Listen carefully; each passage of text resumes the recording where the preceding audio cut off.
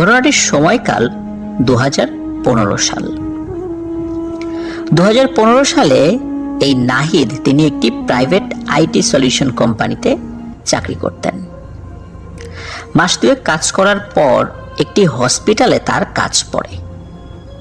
হসপিটালের একটু বর্ণনা তিনি বলেছেন, সেটি হচ্ছে হসপিটালটি বাংলাদেশের বর্তমানে স্বনামধন্য একটি হসপিটাল। আর উনি যদি এর থেকেও একটু বেশি বলতে চান তাহলে কিন্তু আমরা সবাই বুঝে ফেলবো, এটাই উনি বলেছেন। আর সঙ্গত কারণে সেটির নাম তিনি আমাদেরকে ঘটনাতেও বলেননি, বা আমিও সেটি আসলে আপনাদেরকেও বলার প্রয়োজন মনে করছি না, যেহেতু একটি স্বনামধন্য একটি হসপিটাল। তো যাই হোক, উনি যেহেতু একটি প্রাইভেট আইটি সলিউশন কোম্পানিতে চাকরি করতেন, উনি তখন সেই হসপিটালে একটি কাজে আসেন। ওনাদের কাজ ছিল ওই হসপিটালের সিসি ক্যামেরা, ইন্টারনেট কানেকশন এবং ল্যান্ড ফোন লাইনগুলো কানেকশন করে দেয়া, মানে কানেক্টেড করে দেয়া আর কি। ইন্টারকম লাইন আছে, এই কাজগুলো মূলত ওনারা এই কাজগুলো ওনারা করতেন।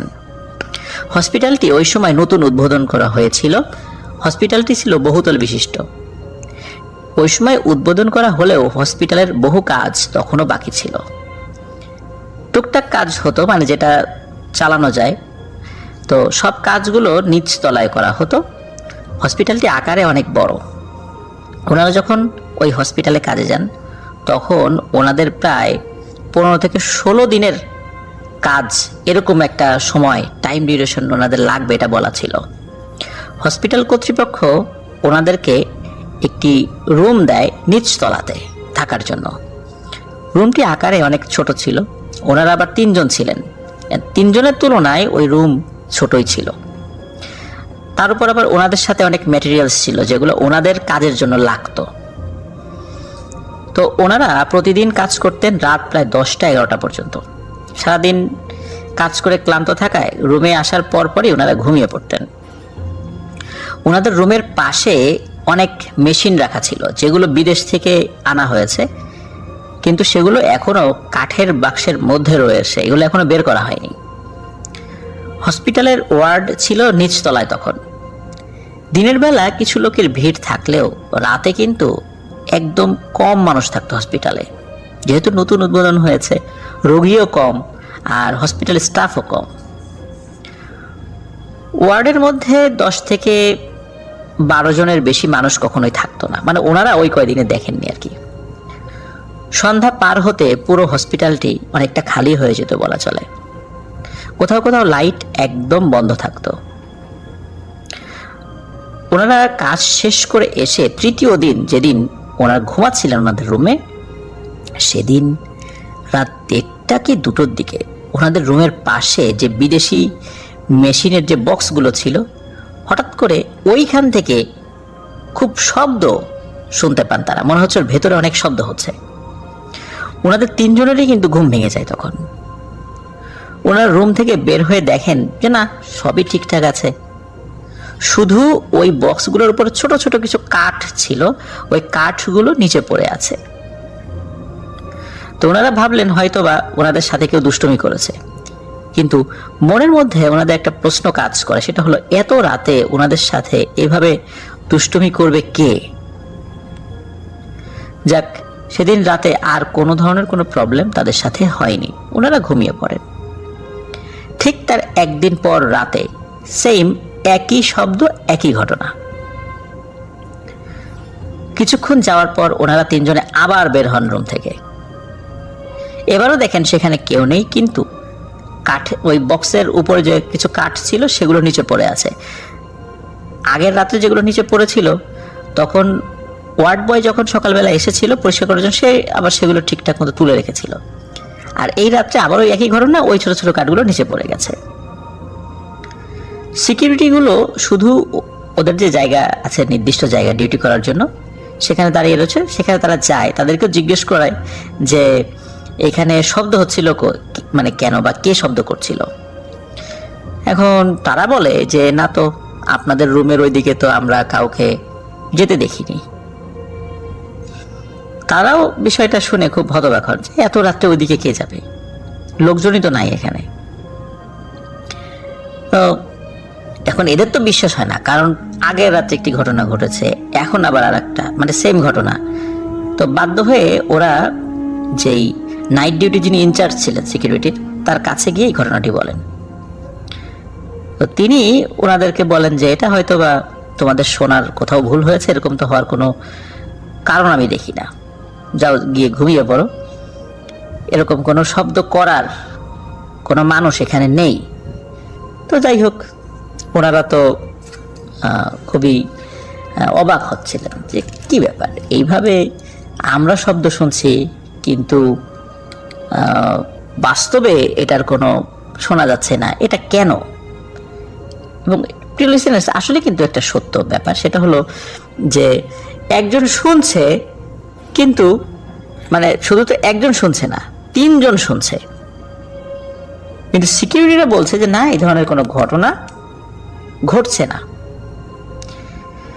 যাই হোক, ওনাদের মনের মধ্যে কিন্তু খটকা লেগেই রয়েছে, যে খটকা কিন্তু দূর হচ্ছে না।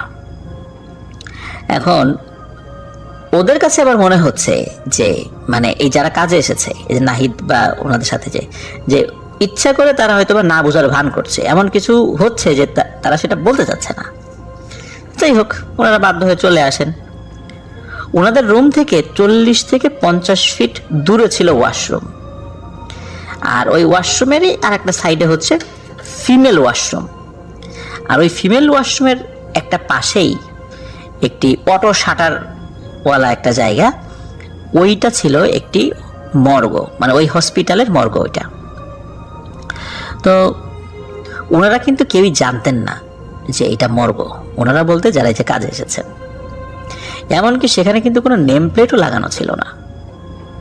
রাত 8টার পরে সেই নিচতলায় মানুষ কিন্তু একেবারেই কম থাকতো, কারণ ওই যে বলেছি শুরুতেই যে হসপিটালটি রিসেন্টলি উদ্বোধন করা হয়েছে, এই জন্য রাতে কিন্তু দিনের বেলা যারা আসতো রাতের বেলা থাকতো না, আর হসপিটালের পেশেন্টও কম ছিল। আর হসপিটাল তো তখনও আন্ডার কনস্ট্রাকশনে ছিল, এই জন্য কাজও বাকি ছিল। তো আর একটা রাতের ঘটনা, সেদিন রাত 2টো কি 2:30টার দিকে এই নাহিদ উনি ওয়াশরুমে যান, আর ওনার সাথে তখন যারা ছিল তারা ঘুমাচ্ছিল। তো ফ্রেশ হয়ে উনি যখন বাইরে করিডোর দিয়ে ওনারা যে রুমে থাকতেন আর কি, সেই রুমের দিকে আসছিলেন, তখন উনি কি মনে করে একটু পেছন দিকে তাকান, যেদিকে ওই লেডিস ওয়াশরুম রয়েছে এবং মর্গটি রয়েছে। ওই করিডোরটি ছিল অনেক লম্বা, আর ঠিক লেডিস ওয়াশরুমের এখানে একটি ছোট্ট লাইট জ্বলছিল। সব লাইট কিন্তু তখন জ্বলছিল না, কিছু দূর পর পর ছোট ছোট লাইট জ্বলা ছিল, বাকিগুলো সিকিউরিটি যারা ছিল তারা বন্ধ করে দেয় প্রতিদিন, কারণ হসপিটালে মানুষ কম। তো উনি হালকা লাইটের আলোতে ওই মর্গের শাটারের সামনে একটি বস্তার মতো কিছু একটা পড়ে থাকতে দেখেন। হসপিটালের ফ্লোরটা ছিল অনেক সুন্দর মার্বেল টাইলস দিয়ে বাঁধানো। ওনার মনের মধ্যে একটু কৌতূহল জাগে যে ওইখানে ওই জিনিসটা কি পড়ে আছে। তো উনি একটু সামনের দিকে এগোতে থাকেন। যত সামনে উনি এগিয়ে যাচ্ছেন, আর ওনার চোখে ততই স্পষ্ট ভেসে উঠছে যে ওটা আসলে একটা বস্তা না, ওটা একটা মানুষ শুয়ে রয়েছে এখানে। তো কাছে গিয়ে তিনি দেখেন যে 50 কি 55 বছর বা 60 বছর বয়সের হবে এমন একজন লোক সেখানে শুয়ে আছেন। ওনার চোখ দিয়ে পানি পড়ছে, আর ঠোঁটের নিচ দিয়ে রক্ত পড়ছে, এবং ঘাড় দিয়ে কিছুটা রক্ত বের হচ্ছে, মনে হচ্ছে ওনার ঠোঁটে আঘাত লেগেছে। ওনাকে দেখে এই নাহিদের অনেক ভয় লাগে, আর তাকে দেখে মনে হলো ওই লোকটি অনেক কিছু বলতে চাচ্ছে। তো উনি মানে এই নাহিদ তাকে পাত্তা না দিয়ে দ্রুত ওই রুমে চলে আসে, কিন্তু ওনার ভীষণ ভয় লাগে। উনি ওনার পাশের লোকদেরকে ডাকাডাকি করে। ওনার উদ্দেশ্য ছিল তাদেরকে ডেকে ওই জায়গাটাতে আবার যাবে, যে ওই মুরব্বী কে পড়ে আছে ওখানে, কি বলতে চাচ্ছে। কিন্তু তারা এমন ভাবে ঘুমাচ্ছিল সারাদিন পরিশ্রম করে, বাকি 2 জন, তার এই ডাক কানেই ঢোকেনি তাদের। যাই হোক, উনি নিজেই শুয়ে পড়েন। আবার 10 থেকে 15 মিনিট শুয়ে থাকার পর হঠাৎ করে বাইরে সেই কাঠের যেই বক্সগুলো ছিল সেগুলোর মধ্যে আবার শব্দ শুরু হয়ে যায় আর কি। এবার মনে হচ্ছে অন্য দুদিন যে শব্দ হয়েছিল এবার তার থেকে আরো বেশি। আর এখন এমনভাবে শব্দ হচ্ছে মনে হচ্ছে ওই কাঠের বক্সগুলো যেগুলো রয়েছে ওর মধ্যে থেকে কেউ মানে উপরের যেই অংশটা রয়েছে সেখানে কেউ মানে খুব জোরে জোরে ঘুষি মারছে, আর ওই কাঠের বক্সগুলো একা একাই মানে ফ্লোরের উপর লাফাচ্ছে, যার কারণে প্রচণ্ড শব্দ হচ্ছে।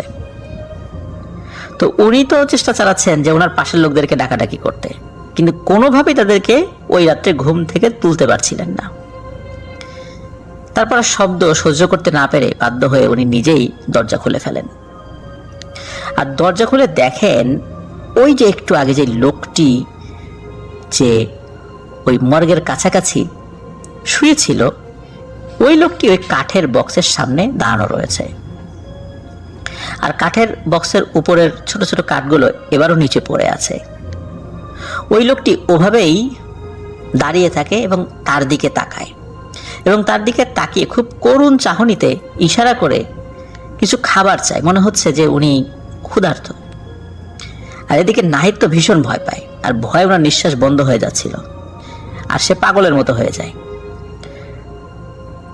উনি যে কাজটি করেন, উনি বাধ্য হয়ে ওই রুম থেকে বের হয়ে নিচের লবিটা পার করে রিসিপশনের দিকে দৌড়ে চলে যেতে থাকেন। আর ওই দৌড়াতে দৌড়াতে হসপিটাল ভেতরে প্রবেশ করার সময় একটা জায়গায় কাচের গ্লাস ছিল। রাতের বেলা উনি আসলে বুঝতে পারেননি, স্বচ্ছ গ্লাস, আর তার সাথে প্রচণ্ড জোরে খান এক ধাক্কা খেয়ে উনি নিচে পড়ে যান। আর নিচে পড়ার শব্দ শুনে সিকিউরিটিগুলো ওনার কাছে চলে আসে এবং দেখে যে সে মাথায় আঘাত পেয়েছে। তখন ওই সিকিউরিটিরা তার মাথায় পানি ঢালে, মুখে পানি দেয় এবং তাকে সুস্থ করে। উনি কিছুক্ষণ পরে যখন স্বাভাবিক হন তখন ওই সিকিউরিটিদেরকে সব কিছু বলেন। এই যে দৌড়ে এসেছেন, ওই ধাক্কা লেগে পড়ে গেছেন, উনি কিন্তু কোনো সেন্সলেস মানে হননি আর কি। তো যাই হোক, ওই সিকিউরিটিরা যারা ছিলেন তারা এই নাহিদকে সাথে নিয়ে আবার ওই দিকটাতে যান, কিন্তু সেখানে গিয়ে দেখেন সব কিছু স্বাভাবিক। এবার এতটাই স্বাভাবিক যে ছোট ছোট কাঠগুলো কিন্তু নিচে পড়া ছিল না, একদম সাজানো ছিল। তখন সিকিউরিটিরা বলল, এগুলো সব তোমার মনের ভুল। যাই হোক, ওই রাতে এই নাহিদ উনি আর ওনার রুমে ঘুমানোর জন্য যাননি, অন্য একটি রুমে সিকিউরিটিরা ঘুমানোর ব্যবস্থা করে দেন। পরদিন যখন সকাল 10:30 বাজে তখন উনি ওই মর্গের পেছন দিকটাতে যান, এই নাহিদ আর কি। গিয়ে দেখতে পান যে একটি অ্যাম্বুলেন্স দাঁড়িয়ে রয়েছে। অ্যাম্বুলেন্সের মধ্যে একটি লাশ ঢোকানোর জন্য একটি স্ট্রেচার রাখা রয়েছে। আত্মীয় স্বজনরা যারা আছে তারা অনেক কান্নাকাটি করছে, তো উনিও দাঁড়িয়ে রয়েছে ওখানে। যখন লাশটিকে নিয়ে আসা হয় তখন লাশের চেহারাটা দেখে এই নাহিদ অবাক হয়ে যান এবং ভয়ও পান। কারণ হচ্ছে গত রাত্রে তিনি যে লোকটিকে দেখে প্রচন্ড ভয় পেয়েছিলেন, এটি ওই লোকেরই লাশ। উনি কাউকে কিছু বলতেও পারছিলেন না যে উনি গত রাত্রে যাকে দেখেছেন এটাই হচ্ছে সেই ব্যক্তি। উনি মনের মধ্যে কিছুটা সাহস সঞ্চয় করে ওই লাশের আত্মীয় স্বজনকে জিজ্ঞেস করলেন যে উনি কিভাবে মারা গেলেন। তখন ওই আত্মীয় স্বজনরা বললেন যে এই ভদ্রলোক ক্যান্সারে আক্রান্ত হয়ে মারা গিয়েছেন, আর উনি ক্লিনিক্যালি আরো 3 দিন আগে মারা গিয়েছেন। অফিসিয়ালি তাকে গত রাত্রেই মৃত ঘোষণা করা হয়েছে। তাকে লাইফ সাপোর্টে রাখা ছিল, চেষ্টা করেছিল, যদিও বা আমরা জানতাম তারা মানে এই ব্যক্তি আর বাঁচবে না। যাই হোক, ওনার মাথা তো ঘুরতে লাগলো যেটা কি হলো ওনার সাথে। কিন্তু এই ব্যাপারটা কি ওই সিকিউরিটিরা জানতো? ওই সিকিউরিটিরা কি কোনো বিষয়ে তাকে গোপন করেছিল, কোনো তথ্য? এই বিষয়ের কিন্তু কোনো উত্তর তিনি পাননি, এবং উনি বুঝতে পারছিলেন না কেন এই ঘটনাটি তার সাথে ঘটেছে। তো আমার খুব পরিচিত এক ভাই বলতে পারেন, ফ্রেন্ড বলতে পারেন, এবং ছোটবেলায় একসাথে বড় হওয়া আমার সেই বন্ধু, ওর বাবার ঘটনা। 1990 থেকে 2000-এর দিকের কোনো একটা দিনে, তার কোনো একটা সেদিন ছিল শুক্রবার, এবং আমি আমার বন্ধুর নাম সঙ্গত কারণে প্রকাশ করছি না, এবং আমার বন্ধুর বাবার নামও আমি প্রকাশ করার পারমিশন পাইনি। সেই আঙ্কেলের বন্ধু খুব পরেজগার ছিল, এবং তার বিজনেস পার্টনার ছিল। ধরে নেই সেই পরহেজগার যে আঙ্কেলের যে বন্ধু ছিল পরহেজগার, তার নাম ছিল শরীফ, এটা আমি ধরে নিচ্ছি। তারা এতটাই ক্লোজ বন্ধু ছিল যে কোনো ডিসিশন নেওয়ার দরকার হলে কেউ কাউকে জিজ্ঞেস করতো না, নিয়ে ফেললেও কেউ ধরতো না। তো আমাদের বন্ধুর বাসা বর্তমান এবং সেই আঙ্কেলের আমার বন্ধুর বাবার যে ফ্রেন্ড ছিল, যে পরহেজগার আঙ্কেল ছিল, সে একই বাসায় তারা তখনও ছিল, এখনও আছে। ঘটনাটাও ওই 1993-94 দিকের। সেই যে বললাম আমি, সেদিন ছিল শুক্রবার। সেই শুক্রবার দিবাগত রাতে, মানে জুম্মার আগে, মানে রাতের বেলা, ভোরবেলা, সেই পরহেজগার আঙ্কেল ইন্তেকাল করেন। এবং আমি আরেকটা কথা বলতে চাই, আমার এই বন্ধুর আমাদের ধর্মের না, যাকে সেই ধর্মের অন্তরালে না যে আমরা ঘটনায় যাই। সেই পরহেজগার আঙ্কেল মারা যাবার দিন রাতের বেলা শীতের বৃষ্টি ছিল এবং অনেক বৃষ্টি ছিল, এবং আত্মীয় স্বজনরাও রাতের বেলা আসতে পারেননি বৃষ্টির কারণে। পরের দিন সকালে এসেছে। তো সারা রাত সেই মৃত বাসায় আমার বন্ধুর পরিবার এবং সেই পরিবার সাথে ছিল। লাশ তখনও গোসল করা হয়নি। আমার বন্ধু তখন অনেক ছোট। তো বিল্ডিংয়ের সবাই গোসল করানোর জন্য সকাল 7টার দিকে পরে নিচে নামায়। তো ততক্ষণ পর্যন্ত, মারা গেছে রাত্রে 2টার দিকে, ততক্ষণ পর্যন্ত সকাল 7টা পর্যন্ত লাশ ড্রয়িং রুমে রাখা ছিল, তাদের বাসার ড্রয়িং রুমে। তাদের বাসাটা 3 তলা আর কি।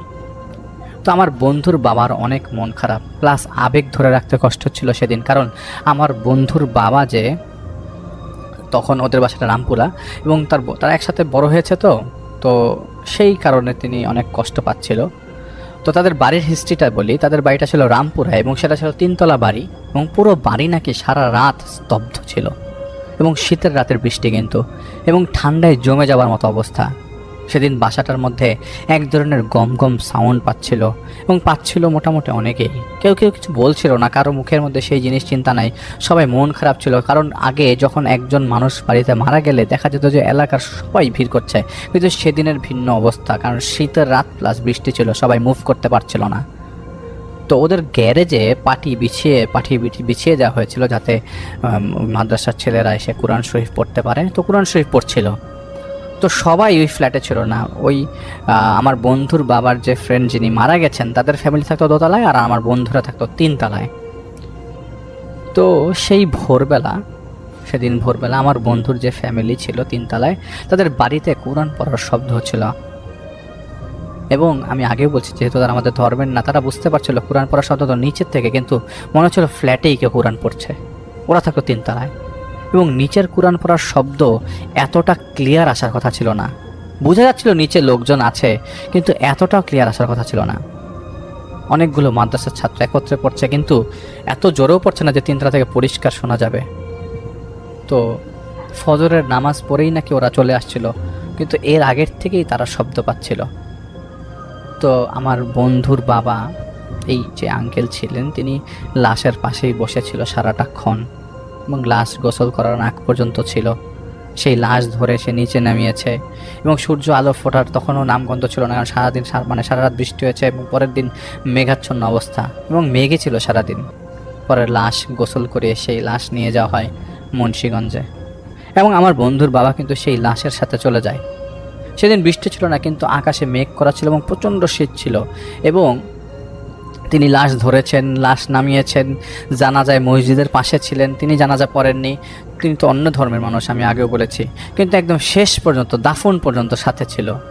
এই লাশ দাফন করার সময় সেই লাশ কাঁধে নিয়ে কবরস্থান পর্যন্ত যাওয়া এবং সব কাজে তিনি অংশগ্রহণ করেছিল। মানে আমার বন্ধুর বাবা, সেই শরীফ আঙ্কেল যিনি মারা গেছেন, তার শেষ কাজ সব পর্যন্ত, কবর পর্যন্ত সব কিছুতে তিনি সাথে ছিলেন। তো ব্যাক করেন ঢাকায়। সেদিন রাতের বেলার ঘটনা। ঢাকায় উনি চলেও আসেন, এবং অনেক ক্লান্ত থাকার কারণে তিনি ঘুমিয়ে পড়েন। ঘুমের মধ্যে স্বপ্নে তার কাছে একজন লোক আসে, এবং তাকে হাতের মধ্যে একটা লাঠি দিয়ে যায়। লাঠির মধ্যে লেখা ছিল আরবিতে কিছু একটা, যেটা বাংলা ইংলিশ কিছুতে না, আরবিতে লেখা ছিল। এবং তিনি স্পষ্ট দেখেন লাঠি ধরার সাথে সাথে একজন তার কাছে আসে এবং তার গলা থেকে কিছু টান মেরে যায়, এবং তিনি নিজেই স্বপ্ন দেখতে থাকলেন যে তার গলা থেকে তার রুটা বের হয়ে যাচ্ছে, এবং তিনি মারা যাচ্ছেন। স্বপ্নে দেখছেন, এবং তার কবর হচ্ছে একটা কবরস্থানে, তাকে নিয়ে কবর দেওয়া হচ্ছে। তো আমি আগেও বলেছি, আমার বন্ধুটা কিন্তু ইসলাম ধর্মের না, কিন্তু তার বাবা সেই 1993 সালের, মানে 93-94 সালে ওই যখন ঘটনা ঘটে সালের, সেদিন থেকেই এই স্বপ্ন দেখা শুরু করেন। যেহেতু সেদিন তার বন্ধু মারা যায় এবং তার সাথে যেহেতু তার অনেক দিনের ভালো সম্পর্ক ছিল এবং কবর দেওয়ার শেষ পর্যন্ত তিনি যেহেতু সাথে ছিলেন, তিনি মনে করেছিলেন এটা সেই মায়া থেকে হচ্ছে। প্রথম দিন তিনি এসব কথা কাউকে বলেননি যে তিনি এটা দেখেছেন বা এরকম কিছু দেখছেন। এই ঘটনার কিছুদিন পর তিনি রাতের বেলা হঠাৎ করে তার ঘুম ভাঙে, মানে আমার বন্ধুর বাবার। তার নাকি ঘুম নর্মালি ভাঙতো না, মানে ঘুমালে তিনি একবারে ভোরবেলা উঠতেন। তিনি হাঁটতে যান এবং তখন থেকেই হাঁটতেন, কিন্তু সেদিন তার ঘুম ভেঙে যায় অনেক আগেই। বুঝতে পারছিলেন শীতের রাত প্লাস আশেপাশে অনেক কুয়াশা, পরিষ্কার বোঝা যাচ্ছিল অনেক আগের কথা, তো এখন তো ক্লাইমেট চেঞ্জ হয়ে গেছে। জানালা দিয়ে তিনি হঠাৎ লক্ষ্য করেন 3-4 থেকে 4 জন লোক জানালার চারিপাশে ঘোরাফেরা করছে, কিন্তু ওইখানে কোনো সাপোর্ট নাই, কেউ দাঁড়াবে বা কিছু একটা, কোনো বারান্দা নেই কিছু। মনে হচ্ছে যে লোকগুলো উড়ছে এবং 3 তলায়, এটা সম্ভব না। তিনি ভালো করে চোখ কসলাতে থাকেন এবং পরিষ্কার দেখার চেষ্টা করেন। তখন আঙ্কেলের বড়জোর বয়স 40-45 হবে, কিন্তু তিনি দেখেন 3-4 জন লোক সাদা কাপড় পরা কিছু হাতে নিয়ে পড়ছে, কি জানি পড়াশোনা করছে, কি জানি পড়ছে, আরবি ভাষার কিছু তিলাওয়াত করছে নাকি, কিন্তু তিনি কিছু বুঝতে পারছিলেন না। সারা রাত তিনি জানালার দিকে তার দিকে উল্টা হয়ে পাশে ঘুমান এবং ফজরের আজান পর্যন্ত সজাগ থাকেন। যেই তার পাশের বাসায় পাশেই তো মসজিদ, আজান হলো আর অমনি তিনি তার তিনি সেই আরবি ভাষার যে শব্দটা ভেসে আসছিল সেটা আর পেলেন না। আসলে কোরআন পড়লে এরকম বা কোরআনের সূরা পড়লে এরকম শব্দ হয় এটা তিনি জানেন, কিন্তু প্রথম এই শব্দটাতে তিনি বুঝতে পারছিলেন না আসলে এটাকে কোরআন পড়ছিলেন না কিছু। পরের দিন তিনি বাসায় তার বড় ছেলে এবং তার স্ত্রীকে বিষয়টা বলেন। তো যেহেতু খুব বেশি দিন হয় না তার বন্ধু মারা গেছে, সেই শোকে এরকম কিছু ঘটছে কিনা তার ফ্যামিলিরা তাকে জিনিসটা ভালো করে বোঝায় এবং তাদের ধর্মের গুরু হতে তারা কিছু নিয়ে আসে এবং সেটি ব্যবহার হয়তো করেন, কিন্তু সেটা আমার বন্ধু বলতে পারেনি, কারণ তিনি তো অনেক ছোট ছিল তখন। শুরুর দিকে স্বপ্ন ছিল, এরপরে তার ঘরের মধ্যে তিনি কাউকে অনুভব করা শুরু করেন। কেউ কখনো কোনো ক্ষতি তাকে করেনি এবং এই অবয়বগুলো থেকে তার কাছে কোনো ক্ষতি হয়নি তার। তিনি বুঝতেন তার ঘরে কেউ প্রবেশ করছে এবং তার রুমে কেউ আছে। তিনি রুমের মধ্যে কার অস্তিত্ব টের পেতেন প্রায় সব সময়। এরপর প্রায় 4 থেকে 5 বছর পর সন্ধ্যা 7টায় তিনি বাইরে থেকে বাসায় ফিরছিলেন, অনেক দিন পরে এটা। তারা তখন 3 তলাতেই থাকতো এবং তাদের বনশ্রীর বাসায় তখন কাজ শুরু হয়ে গেছে। তিনি বাসায় ঢোকার আগেই গলিতে ঢুকতেই দেখেন ইলেকট্রিসিটি যে নেই। তিনি নিচতলা থেকে সিঁড়ি ভেঙে 3 তলায় উঠে অন্ধকারের মধ্যে বেল খুঁজে পাচ্ছিলেন না। হালকা আলোতে তিনি দেখেন যে এই ফ্লোরে কেউ নাই, ফ্লোরটা কেমন খালি। কিন্তু এখানে তো আপনি যদি কোনো একটা বাসায় থাকেন এবং রেগুলার সেই বাসায় উপরে ওঠানামা করেন, আপনার তো একটা হিসাব থাকবে সিঁড়ির, কিন্তু উনি দেখেন যে এই ফ্লোরে কেউ নাই, পুরো ফ্লোর খালি। এটা কি করে হয়? তিনি মুহূর্তের মধ্যে চিৎকার চেঁচামেচি শুরু করে দেন। তো আমার বন্ধুর নাম ধরে ডাকতে শুরু করেন, চিৎকার করেন, কিভাবে কি করবেন কিছুই বুঝতে পারছিলেন না। তিনি নিচে নামতে শুরু করেন। নিচে নেমে যেহেতু উপরে কিছু খুঁজে পাচ্ছিলেন তিনি আবার নিচে নামতে শুরু করেন। নিচে নেমে তিনি নিচেই নামছিলেন, কিন্তু বাইরে বের হবার রাস্তা খুঁজে পাচ্ছেন না। অন্ধকারে মনে হচ্ছিল তার চোখের ভিতরে কি যেন ঘুরছে। তিনি এত নিচে নেমে গেছেন, তার কাছে মনে হচ্ছিল যে তিনি 10 তলা নিচে নেমে গেছেন, এরকম অবস্থা। কিন্তু তিনি নিচের যে বের হওয়ার রাস্তা খুঁজে পাচ্ছেন না। তিনি আবারও উপরে ওঠার চেষ্টা করছেন এবং উপরে উঠছেন, ছাদে যেতে পারছেন না। যে পরিমাণ সিঁড়ি তিনি ভেঙেছেন তার মনে হতে লাগলো কমপক্ষে 6-7 তলা তিনি উপরে উঠে গেছেন। এখন না তিনি বের হতে পারছিলেন, না তিনি নিজের ফ্ল্যাট খুঁজে পাচ্ছিলেন। এমনও না যে তিনি রোজ এই বাসা নতুন আসছেন, এটা তো রোজ তার এই বাসা ধরে আসে এবং উপরে ওঠা নাও, হিসাব করা। নিজের বাসায় এই ভুল তো কেউ করবে না। হঠাৎ একজন লোকের কোরআন পড়ার শব্দ তিনি শুনতে পেলেন। তিনি কাছে যেতে পারছিলেন না, মনে হচ্ছিল তিনি একটা শিকলে বাঁধা, এগোতে পারছেন না। সেই লোকটা কোরআন পড়ছে বোঝা যাচ্ছে, তিলাওয়াতটা খুব সুন্দর লাগছিল তার কাছে। তিনি অবাক হয়ে যাচ্ছেন অনেকটা। এরকমটা চলতে থাকার কিছুক্ষণ পর লোকটা তার কাছে এসে তার মাথায় হাত বুলিয়ে দিতেই তিনি দেখেন বাসার মোটর চলছে এবং তিনি মোটরের কাছে পড়ে আছেন। ইলেকট্রিসিটি এসে গেছে, এতক্ষণ না হলে মোটর ছাড়ার কথা না। তিনি বাসায় ওঠার শক্তি পাচ্ছিলেন না, চিৎকার করে ডাকার মতো দেখেন যে তার গলা ভেঙে আছে। তিনি ধীরে ধীরে উপরে উঠছিলেন, আস্তে আস্তে ধরে। তখন ভাড়াটিয়াদের থেকে একটা ছেলে তাকে দেখে তাকে সাহায্য করার জন্য এগিয়ে আসে এবং তাকে বাসা 3 তলা পর্যন্ত উঠিয়ে দেয়। এরপর প্রায় স্বপ্নে সে অবয়বকে তিনি ঘরের মধ্যে ফিল করে যাচ্ছিল এবং প্রায় সময়টা তিনি ফ্যামিলির সবাইকে জানাতো এবং বাসার সবাইও জানতো। দুই একবার তিনি নিজেই সাইকিয়াট্রিস্টের কাছে গিয়েছিল। সাইকিয়াট্রিস্ট শুধু ওষুধ দিত, কিন্তু কোনো কাজ আসতো না। 2009 সালে তিনি একবার আমেরিকা যান। তো আমেরিকাতে তার ভাই বোন, মানে আমার ফ্রেন্ডের ফুপ্পি থাকে, চাচু থাকে, সবাই থাকে। তো তিনি গিয়েছিলেন আমেরিকাতে, সেখানে প্রায় 3 মাস ছিলেন। এই 3 মাসে না হয় যতবারই যোগাযোগ করেছে আমার বন্ধুদের সাথে, ততবারই তিনি স্বপ্নের কথা দেখেছেন, স্বপ্নের কথা বলেছেন যে আমি স্বপ্ন দেখছি আমার মৃত্যু হচ্ছে এবং আমার মৃত্যুর পর আমাকে কবর দেওয়া হচ্ছে।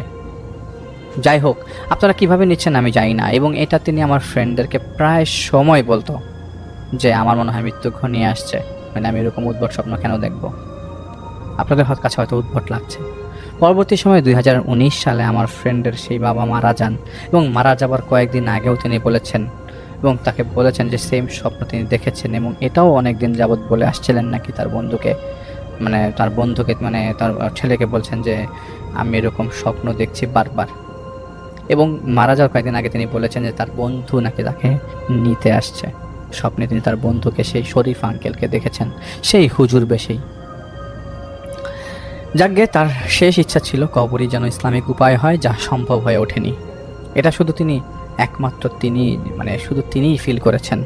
তার বড় ছেলে, মানে আমার বন্ধুর যে ভাই ছিল, সে কখনো তেমন একটা পাত্তা দিত না। তো 2013 সালে একবার আমার এই ফ্রেন্ড বলতে চেয়েছিল এই ঘটনা, কিন্তু তখন আমার সাথে আমাদের দুইজনের সময় ম্যাচ করছিল না দেখে আমার ঘটনা শোনা হচ্ছিল না। একই বাসাতে এখনও তারা থাকে, মানে সেই রামপুরার জায়গা বিক্রি করে তারা পরশ্রীতে পরে বাড়ি তোলেন, এবং আমার বন্ধু থাকে, এবং আমার বন্ধুর বাবার সেই ফ্রেন্ড যে ছিল তার পরিবারও কিন্তু একই বিল্ডিংয়ে থাকে। যাই হোক, থ্যাংক ইউ সো মাচ আমার ফ্রেন্ডকে। আমি আসলে তাকে ধন্যবাদ দিয়ে শেষ করতে পারবো না একটা ঘটনার জন্য, এবং আশা করছি আপনাদের কাছে সিম্পল ঘটনাটি ভালো লেগেছে। কাহিনীটি আমাদের সাথে শেয়ার করেছেন তাহসিনা জামাল স্বর্ণালী, এবং তিনি ঢাকার মিরপুর ডিওএইচএস থেকে কাহিনীটি শেয়ার করেছেন আমাদের সাথে। এবং এই ঘটনাটি স্বর্ণালীর মেজো খালার সাথে ঘটে যাওয়া একটি কাহিনী। তার মেজো খালার অনেক ইয়াং এজে ঘটে যাওয়া একটি কাহিনী, এবং বেশ অনেক দিন আগের। তো স্বর্ণালী লিখেছে কাহিনীটি যেন আমি আমার মতো করে শেয়ার করি, এবং তিনি নিজে এই কাহিনীটি ভাষা শুনেছিলেন তার ছেলেবেলায়। বড় হওয়ার পর এই ঘটনাটি পাঠানোর কিছুদিন আগে তিনি নাকি রিভাইজ করেন তার খালার সাথে আবার, এবং অনেকগুলো পয়েন্ট পুনরায় তার মনে পড়ে, এবং সেগুলো নিয়েই তিনি কাহিনীটি পাঠিয়েছেন আমাদের কাছে লিখে। বেশ বড় একটি মেল, এবং আমি শেয়ার করছি আমার মতো করে, স্বর্ণালীও লিখেছেন সেরমটি করার জন্যই। তো যাই হোক, আমি চলে যাচ্ছি স্বর্ণালীর কাহিনীতে। এই কাহিনীটি ঘটেছিল স্বর্ণালীর মেজো খালার জীবনে, এবং মানে তার নিজের সাথে না, বাট তার সারাউন্ডিংসের সাথে। তো সেই সময় তার বিয়ে হয় আজ থেকে বেশ অনেক দিন আগে কুমিল্লার কোনো একটি গ্রামে, এবং সেই গ্রামের নামটি স্বর্ণালী লিখেছে যেটি আমি শেয়ার করব না। তো এটা আমরা স্বভাবতই আমাদের অনুষ্ঠানে আমরা কোনো এলাকার নাম শেয়ার করি না, চেষ্টা করি সেটাকে ছদ্মনাম দিতে বা এড়িয়ে যেতে। তো সেটাই করছি, গ্রামের নাম শেয়ার করছি না। তো যেখানে স্বর্ণালীর খালার বিয়ে হয় সেই গ্রামটি কুমিল্লার কোনো একটি জায়গায়, এবং বেশ সুন্দর একটি বাড়ি ছিল তার খালার শ্বশুর বাড়ি, এবং বাড়িটির পাশে একটি বড় দিঘি আছে, এবং বাড়ির পেছনে একটা বড় বাগান, এবং সেই বাগানে অনেক গাছ, অনেক রকমের গাছ, এবং এত বেশি গাছ এত ঘন হয়ে জন্মেছিল যে জায়গাটা সবসময় অন্ধকার হয়ে থাকতো। দিনের বেলাও সূর্যের আলো খুব একটা ঢুকতো না, এবং ওই জায়গাটা এই অন্ধকার থাকার কারণে মানুষ খুব একটা যেত না। এবং সেই বাগানের মাঝখানে একটা বেশ বড় কদম গাছ ছিল, এবং সেই কদম গাছটা এতটাই ঝাঁকড়া ছিল সেটার নিচেও আলো প্রবেশ করতো না। যাই হোক, মানুষ অন্ধকার দেখে ওই জায়গাটা খুব একটা যেত না, এবং জায়গাটা বেশ মিস্টিরিয়াস হয়ে থাকতো। তো স্বর্ণালীর খালার যখন বিয়ে হলো সেই বাড়িতে, এবং সেই মেজো খালার যে শ্বশুর ছিলেন তিনি চিন্তা করলেন পরিবার বড় হয়েছে, বাড়িটাকেও বড় করা লাগে, কারণ বাড়িতে ঘরের সংখ্যা বাড়াতে হবে, কারণ পরিবারের নতুন মেম্বার এসছে। তো তিনি যেটা করেন, তিনি পেছনের বাগানটা পরিষ্কার করার সিদ্ধান্ত নেন, এবং সেই অনুযায়ী তিনি বাড়িটাকে পরিষ্কার করেন, পেছনের বাগানটাকে পরিষ্কার করেন, এবং পরিষ্কার করতে করতে সেই কদম গাছটাও তিনি কেটে ফেলেন। তো যেদিন কদম গাছটা কাটা হলো, পেছনের জায়গাটা পরিষ্কার হলো, সেদিন রাতে নাকি সবাই বাড়িতে ঘুমিয়েছিল, এবং পেছন থেকে অনেক হু হু করে কান্নার মতো শব্দ আসা শুরু হলো। বাড়ির সবাই ভয় পেয়ে গেল যে কে কাঁদছে বাসার পেছনে।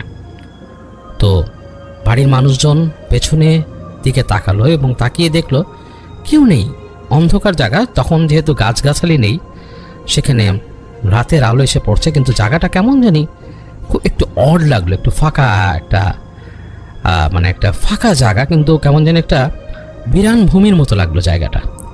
এবং সেখানে মনে হচ্ছে যখন মানুষ তাকাচ্ছে তখন কিছু নেই, মানুষ যখন আবার সব বন্ধ করে জ্বালা জ্বালানো বন্ধ করে শুয়ে পড়ছে তখন হু হু করে কান্নার মতো আওয়াজ। এবং বাসার মানুষজন বেশ ভয় পেয়ে গেল। এবং এরপর থেকে বিপত্তি শুরু হলো। বাড়ির মধ্যে দেখা যেত সবাই ঘুমিয়ে আছে, হঠাৎ করে দ্রিম করে শব্দ ঘরের ভেতরে। তো কোনো সময় দেখা গেল ঘরের কোনায় একটা কলসি রাখা ছিল, সেটা পড়ে গেছে, অটোমেটিকলি পড়ে গেছে এবং ভেঙে পানি একাকার। এবং ঘরের ছাদের মধ্যে কেউ, টিনের চাল ছিল তখনকার সময়, সেই টিনের চালে দ্রিম দ্রিম করে মাটির ঠেলা এসে পড়তো, বড় বড় মাটির ঠেলা দ্রিম দ্রিম, এবং এত জোরে পড়তো যে মনে হতো ছাদ ভেঙে যাবে। এরকম শব্দ হতো। ঘরের জানালার মধ্যে জোরে ঢিল এসে পড়তো, বিশেষ করে সেই যেই জায়গায় গাছ কাটা হয়েছে তার পেছন দিকটায়। তো বেশ ভয়ঙ্কর একটা পরিস্থিতি তৈরি হলো। এবং এরপরে দেখা গেল যে তাদের বাড়ির কাপড় চোপড় পর্যন্ত কেউ নিয়ে দিঘিতে ফেলে দিচ্ছে এবং অনেক আসবাবপত্র নিয়ে ফেলে দিচ্ছে। যাই হোক, এই অবস্থায় তারা চিন্তা ভাবনা করে যে কি করা যায়। তো এর মধ্যে একটা ঘটনা ঘটলো। তারা কিন্তু বাড়ি ঘর বড় করার চিন্তা করছে, এর মধ্যে একটা ঘটনা ঘটলো। তার যে শাশুড়ি ছিল, মানে সেই স্বর্ণালীর যে খালার শাশুড়ি ছিল, তার খালার দুজন শাশুড়ি ছিল, মানে তার শ্বশুরের দুটো স্ত্রী ছিল। ছোট স্ত্রী যিনি ছিলেন তিনি অপেক্ষাকৃত অনেক কম বয়সী ছিলেন এবং অনেক সুন্দরী ছিলেন। দেখা গেল একদিন তিনি হঠাৎ করে দাঁতে দাঁত লেগে পড়ে আছেন দুপুরবেলা। তাকে আসলে মানে কেউ মানে আর কি কোনো রকম হুঁশে আনতে পারছে না, তিনি পড়ে আছেন, তো বেহুশ হয়ে গেছেন এবং তাকে কেউ হুঁশে আনতে পারছে না এবং তার দাঁতের সাথে লেগে গেছে। অনেক কষ্ট করে সেটা খোলা হলো, কিন্তু তিনি বিড়বিড় করে তিনি প্রলাপ বকতে থাকলেন। যাই হোক, তার শরীরের টেম্পারেচার বেড়ে গেল এবং তাকে অনেক গ্রামে যে সেই সময়কার ডাক্তার ছিল তাকে আনা হলো। তিনি এসে ওষুধ লিখে দিলেন, কিন্তু তিনি কোনো কিছু ঠাওর করতে পারলেন না যে কি হয়েছে তার। তো তিনি বললেন যে আপাতত এই জ্বরের ওষুধ খাওয়াতে এবং তাকে দেখে রাখতে, যদি অবস্থা খারাপ হয় তাহলে শহরে নেওয়া লাগবে। তো এরকম বলে তিনি চলে যান। তো এরকম করে সেদিন সন্ধ্যা কাটে, রাত হয় এবং তাকে শুইয়ে রাখা হয় একটা ঘরে। গভীর রাতে স্বর্ণালী খালা শুনতে পান যে তার শ্বশুরের যে ঘরটা আর কি, তার শ্বশুরের ঘরের পাশে, তাদের দুটো ঘর ছিল পাশাপাশি, তো একটি ঘরের দরজা মনে হলো কেউ খুললো। তো স্বর্ণালী খালা মনে করেন যে আসলে হয়তো কেউ খুলে রেস্টরুমে যাবে এরকম কিছু, কারণ তখন সেখানে কোনো অ্যাটাচ বাথরুম ছিল না এবং গ্রামে এরকম অ্যাটাচ বাথরুম থাকলেও না, বাসা থেকে বাইরে মানে ঘরের বাইরে থাকতো বাথরুম একটা কর্নারে। তো স্বর্ণালীর খালা ভাবলো যে হয়তো কেউ বাথরুমে যাচ্ছেন। তো প্রথমে তিনি ব্যাপারটা একটু ইগনোর করলেন। তো কিছুক্ষণ পর তিনি আবার চিন্তা করলেন যে আসলে তাদের যে ছোট মা, মানে ছোট শাশুড়ি আছে, তিনি তো অসুস্থ, তিনি কি বাথরুমে যেতে বের হয়েছেন একা, এরকম কিছু। তো স্বর্ণালীর খালা তিনি বের হয়ে ফার্স্টে তিনি তার জানালা দিয়ে উকি দিলেন। জানালা দিয়ে দেখলেন তার ছোট শাশুড়ির যে দরজা, রুমের দরজা, সেটা হাট করে খোলা, সেখানে মানে কেউ নেই। তো তিনি তখন দেখার চেষ্টা করলেন যে সামনে উঠোন দিয়ে কেউ যাচ্ছে কিনা। তিনি দেখলেন যে না, উঠোনের মধ্যেও কেউ নেই, মানে উঠোনে কাউকে দেখা যাচ্ছে না। তো তিনি তখন একটু টেনশনে পড়ে গেলেন। তিনি রুমের দরজা খুলে ফেলে দেখলেন যে বাইরে রাত এবং রাতের মধ্যে মানে আকাশে চাঁদটা মেঘে ঢাকা। এমনি তখন পূর্ণিমা ছিল না, মেঘে ঢাকা চাঁদ এবং চাঁদের আলো এসে পড়ছে উঠোনে, মানে মেঘে ঢাকা একটা ফ্যাকাশে আলো এসে পড়ছে, যেটা নাকি খুব উজ্জ্বল না। তো সেটা দেখা যাচ্ছে উঠোনের মধ্যে কেউ নেই এবং বাথরুমের কাছে কেউ নেই, দূরে বাথরুমটা দেখা যাচ্ছে, সে বাথরুমেও কেউ নেই। তো তিনি টেনশন করলেন যে তাদের ছোট মা উঠে কোথায় গেলেন, এত রাতে দরজা খোলা, এবং তিনি তো অসুস্থ, আজকে সারাদিন তার গায়ে জ্বর ছিল এবং তিনি প্রলাপ বকছিলেন, তিনি সেন্সে ছিলেন না। তো স্বর্ণালীর খালা বেশ টেনশনে পড়ে গেলেন। তিনি রুম থেকে বের হয়ে ওই খোলা দরজা দেখে তিনি আস্তে আস্তে হেঁটে সে রুমের দিকে গেলেন। তো রুমের দিকে যে তিনি রুমে উকি দিলেন, রুমটা আধো অন্ধকার, আলো অন্ধকার, রুমের ভেতরে কেউ নেই, মনে হচ্ছে রুমটা খালি, খাকা করছে। তিনি দেখলেন রুমের যে মাথার কাছে জানালা সেটা খোলা। তো তিনি হেঁটে আস্তে আস্তে রুমে ঢুকে জানালার কাছে গেলেন। জানালার কাছে গিয়ে তাকালেন তিনি, এবং জানালা দিয়ে কিন্তু তাদের বাসার পাশে দিঘিটা দেখা যায়। তো তিনি সেখানে গিয়ে দেখলেন যে চাঁদ তখন একটু বেরিয়ে আসছে আর কি মেঘের আড়াল থেকে। সে চাঁদের আলোয় তিনি দেখতে পাচ্ছেন যে তার সেই শাশুড়ি। তিনি হেঁটে হেঁটে আস্তে করে পানির পাড়ে গেলেন এবং তিনি অবয়ব দেখে বুঝছেন যেটা তার শাশুড়ি। তিনি হেঁটে পানির পাশে গেলেন এবং এক লাফ দিয়ে দিঘির মধ্যে পড়লেন। যখন দিঘির মধ্যে পড়লেন তখন তিনি চিৎকার করা শুরু করেছেন দিঘিতে পড়ে, বাঁচাও বাঁচাও বলে। তো স্বর্ণালীর যে খালা তিনি মানে চমকে উঠলেন এবং তিনি দৌড় দিয়ে তাড়াতাড়ি যে তার শ্বশুরদের রুমে নক করলেন, জোরে জোরে কিল মেরে নক করলো। তার শ্বশুর উঠে এলো এবং উঠে এসে বললো কি হয়েছে, বলে যে বিপদ হয়ে গেছে, ভয়ঙ্কর বিপদ, তাড়াতাড়ি চলেন। তো তারা সবাই মিলে পুকুর পাড়ে চলে গেল, দিঘির পাড়ে।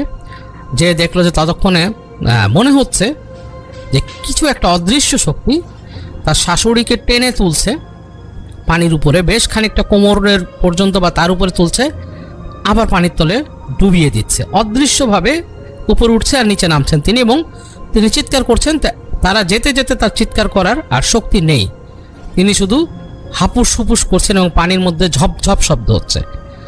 তো তারা যখন 2-3 জন মিলে দৌড়ে চলে গেছে দিঘির কাছে, ততক্ষণে মনে হলো যে অদৃশ্যভাবে কেউ ছেড়ে দিয়েছে এবং তার শাশুড়ি পানির মধ্যে ভস করে ডুবে গেল। তো তার শ্বশুর আর কোনো কথা না বলে তিনি পানির পাড়ে এসে লাফ দিলেন পানিতে, এবং তিনি যে ধরলেন তার স্ত্রীকে, ধরে তিনি কোনো মতো টেনে টেনে নিয়ে আসলেন পাড়ে এবং পুকুর পাড়ে উঠিয়ে নিয়ে আসলেন দিঘির পাড়ে, এবং উঠিয়ে তাকে আনা হলো বাসায়। এনে তাকে দেখা হলো তিনি শীতে কাঁপছেন এবং তিনি শ্বাস নিতে পারছেন না। তাকে পানি বের করা হলো, তিনি পানি খেয়ে ফেলেছিলেন অনেক, এবং পানি বের করা হলো এবং তাকে শুইয়ে রাখা হলো। এবং এই অবস্থায় যখন নাকি ভোর হয়ে গিয়েছে প্রায়, এই সময় দেখা গেল তিনি হঠাৎ করে সেই রুমের মধ্যে তখন ছিলেন হচ্ছে সেই খালার বড় শাশুড়ি ছিলেন, এবং সেই খালা ছিলেন এবং খালার বড় শাশুড়ি ছিলেন, এবং সেই ছোট শাশুড়িকে শুইয়ে রাখা হয়েছিল, তার কাপড় চোপড় চেঞ্জ করে তাকে শুইয়ে রাখা হয়েছিল। তো হঠাৎ করে দেখলো যে তিনি একটু মানে ডিফারেন্ট একটা কণ্ঠে কথা বলা শুরু করলেন, এবং সে কণ্ঠটা বেশ বেশ চেকন নাকি টাইপের একটা কণ্ঠ, এবং হাসছেন, কথা বলছেন, হে হে হে হে করে হাসছেন, কথা বলছেন। ভৌতিক একটা মানে আচরণ, মানে জিনিসটা আসলে স্বাভাবিক না, পৈশাচিক একটা আচরণ তার ভেতর থেকে আসছে, কথা বলছেন। এবং তিনি গালাগালি শুরু করলেন। গালাগালি শুরু যেটা করলেন সেটা হচ্ছে সেই শ্বশুরের নাম ধরে গালাগালি শুরু করলেন ভয়ঙ্করভাবে।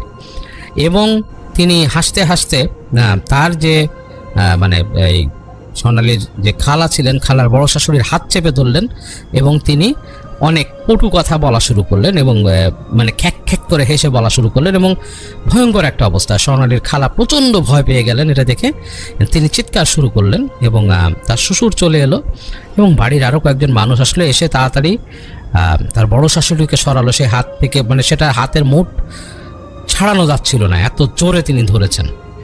এবং তিনি ভয়ঙ্কর রকম আচরণ, তো তাকে মোটামুটি আলাদা করে ফেলা হলো এবং তাকে সরিয়ে রাখা হলো, এবং তিনি ছটফট করছেন, তিনি আপঝাপ করছেন, মানে মনে হচ্ছে যে তিনি ছটফট করছেন, এরকম একটা ব্যাপার। তো বাড়ির মধ্যে যারা দোয়া কালাম জানতো তারা দোয়া কালাম পড়া শুরু করলেন, এবং যখন দোয়া কালাম পড়া হচ্ছিল তখন তিনি আরও ছ্যাঁত করছিলেন, এবং তার কণ্ঠস্বর চেঞ্জ হয়ে গেছে, ভয়ঙ্কর একটা অবস্থা, বেশ ভয়ের অবস্থা। এর মধ্যে আজান দিল, ভোর হলো, এবং একসময় তিনি শান্ত হয়ে আবার ঘুমিয়ে গেলেন, তিনি ঘুমোচ্ছেন। তো বাসার মানুষজন আস্তে ধীরে শান্ত হলো, এবং সবাই ভাবলো অনেকে তাকে জিন পরি কিছু আসর করেছে, এবং তারা খুবই ভয় পেয়ে গেলেন। এবং এই অবস্থাতে মানে আসলে খুবই ডেঞ্জারাস ব্যাপার। এবং এই ব্যাপারটা গ্রামের কিছু মানুষজন জানলেন, জানার পরে তাদের বাড়িটাকে অনেকে ভয় পাওয়া শুরু করলেন। এবং আশ্চর্য ব্যাপার, সেদিন তাদের বাড়ি নিয়ে একজন কটু কথা বলেছিলেন প্রতিবেশী, দেখা গেল ওই দিন দুপুরের পরে সেই প্রতিবেশীর বাড়িতে কেউ একজন অদৃশ্যভাবে মানে তাদের বাড়ির জিনিসপত্র কেউ ভাঙচুর করেছে, এবং জিনিসপত্র কিছু নিয়ে ফেলে দিয়েছে পানির মধ্যে, ভয়ঙ্কর অবস্থা। এবং সেই প্রতিবেশী তো ভয় পেয়ে গেল, এবং এইভাবে স্বর্ণালীর যে খালার যে শাশুড়ি আছে তার উপরে মাঝে মাঝেই এরকম আসর হওয়া শুরু হলো কয়েকদিন। এবং ঠিক সন্ধ্যার পরে তার উপরে এরকম আসতো এবং এসে এরকম সমস্যাগুলো হওয়া শুরু করলো। তো যখন এই ঘটনাগুলো ঘটছে তখন মানে আসলে তারা খুব ভয় পেয়ে গেলেন এবং তারা শহরে খবর দিলেন। সেই গ্রামে এরকম কোনো আলেমকে, গ্রামের যিনি আলেম আছেন তিনি বললেন, আসলে তিনি দেখে বললেন যে আসলে ব্যাপারটা আসলে ভয়ানক। তিনি কেন জানি তিনি সাহস করলেন না। তো শহর থেকে একজন আলেমকে খবর দেওয়া হলো, তিনি এসে তাদের বাড়িতে এক্সোরসিজম করলেন। তো এক্সোরসিজমটা করলেন, যেটা তিনি এসে সন্ধ্যার পরে তিনি যখন এসছেন তিনি ওই বাড়িতে উঠলেন, উঠে সন্ধ্যার দিকে তিনি সন্ধ্যার পর মাগরিবের পর এক্সোরসিজমটা করলেন তিনি। এবং এক্সোরসিজম করার পরে বললেন যে এখন ওনাকে দেখে, রোগীকে দেখেই বলছে যে তার উপরে জিন পরি কিছু একটা আছে, যাই হোক আমি আনার পর আপনাদেরকে জানাতে পারবো। তো তিনি এক্সোরসিজম করলেন এবং দেখা গেল যে স্বর্ণালীর খালার শাশুড়ি যিনি ছিলেন, ছোট শাশুড়ি, তার উপরে মানে সেই আলেমের ভাষ্য মতে একাধিক পরি বা জিন বা মানে জিনদের মধ্যে নারী কাইন যেটা, সেগুলো আসর করেছিল। তো বেশ কয়েকজন মিলে আসলো এবং আশ্চর্য ব্যাপার ছিল, যখন সেই আলেম তিনি যখন হাজির করলেন তখন নাকি মানে সেই শাশুড়ির কণ্ঠে মনে হয়েছিল যে কণ্ঠটা ভাগ ভাগ হয়ে গেছে, মানে একটা কণ্ঠকে স্প্লিট করলে যেরকম হয় সেরকম, মানে বেশ আশ্চর্য রকমের। ওই খালা যিনি ছিলেন তিনি বলেছিলেন যে আসলে এইরকম কণ্ঠ তিনি আগে কখনো শোনেননি, খুবই একটা ডিফারেন্ট একটা সাউন্ড আসা শুরু করেছিল এবং এটা কখনোই স্বাভাবিকভাবে একজন মানুষের পক্ষে করা সম্ভব না। আর সেই যে শাশুড়ি ছিলেন, ছোট শাশুড়ি, তিনি নিতান্ত তার বয়স বেশ কম ছিল এবং তিনি খুব সহজ সরল মানুষ ছিলেন। তিনি এই ধরনের মানে আচরণ বা কথা কোনোটাই তার সাথে মানানসই না, আর এই ধরনের কণ্ঠ তার মধ্যে আসার সম্ভব না। তো যাই হোক, সেই আলেম হাজির করলেন সেই পরীগুলোকে এবং পরীগুলো তখন ইনফরমেশন দিল যে এই বাড়ির পিছে যে বাগান ছিল, সেই বাগানে যে কদম গাছ ছিল, সেই কদম গাছটাতে তারা আসতো এবং সেখানে তারা বিশ্রাম নিত, খেলাধুলা করত, সেখানে তারা সময় কাটাতো। তো সেগুলো কেটে ফেলার ফলে তাদের আসার জায়গাটা চলে গেছে, তারা আর আসতে পারছে না।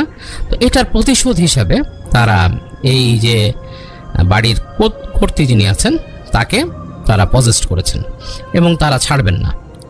তো এই পর্যায়ে সেই আলেমের সাথে তাদের বেশ বাকবিতণ্ডা হলো এবং আলেম খুবই রাগ করলেন। রাগ করে প্রচণ্ড মানে অনেক বাকবিতণ্ডা হলো এবং তিনি অনেক রকম তার যে সিস্টেম আছে, ওনার যে এক্সোরসিজমের সিস্টেম, সেই পারফর্ম করা শুরু করলেন এবং এটাতে দেখা গেল যে এই পরীরা অনেকে চলে যেতে চাইছে না, আবার অনেকে চাইছে, কান্নাকাটি করছে, মানে একটা খুবই ভয়ঙ্কর অবস্থা। সন্ধ্যার পরে সেই বাড়ি অন্ধকার করে করা হচ্ছে এবং বেশ ভয়ঙ্কর একটা ভৌতিক পরিবেশ সৃষ্টি হয়েছে সেখানে। এবং খালা যিনি ছিলেন, স্বর্ণালীর খালা, তিনি তো নিতান্তই তখন ইয়াং, তিনি বেশ ভয় পেয়ে গেছেন এই পরিবেশ দেখে। এবং একটা পর্যায়ে তিনি শুনলেন যে এই আলেম যিনি আছেন তিনি তাদের মধ্যে থেকে দুটো পরীকে তিনি বোতলে ভরে ফেলার সিদ্ধান্ত নিয়েছেন, কারণ তারা সেখান থেকে যেতে চাচ্ছে না। এবং তিনি দুজনকে বোতলে ভরেছেন সেখানে এবং সেই বোতলে ভরেছেন এবং সেটার বর্ণনার দেওয়ার কিছু নেই, যেটা হয় আমরা অনেকেই শুনেছি, অনেক কাহিনীতে আছে এরকম যে বোতলে ভরা হয়। তিনি শুনেছেন যে দুটো পরীকে বোতলে ভরা হয়, তারা ছিল খুবই দুষ্ট এবং উগ্র প্রজাতির এবং তাদেরকে বোতলে ভরা হয় কারণ তারা কথা শুনতে চাচ্ছিল না।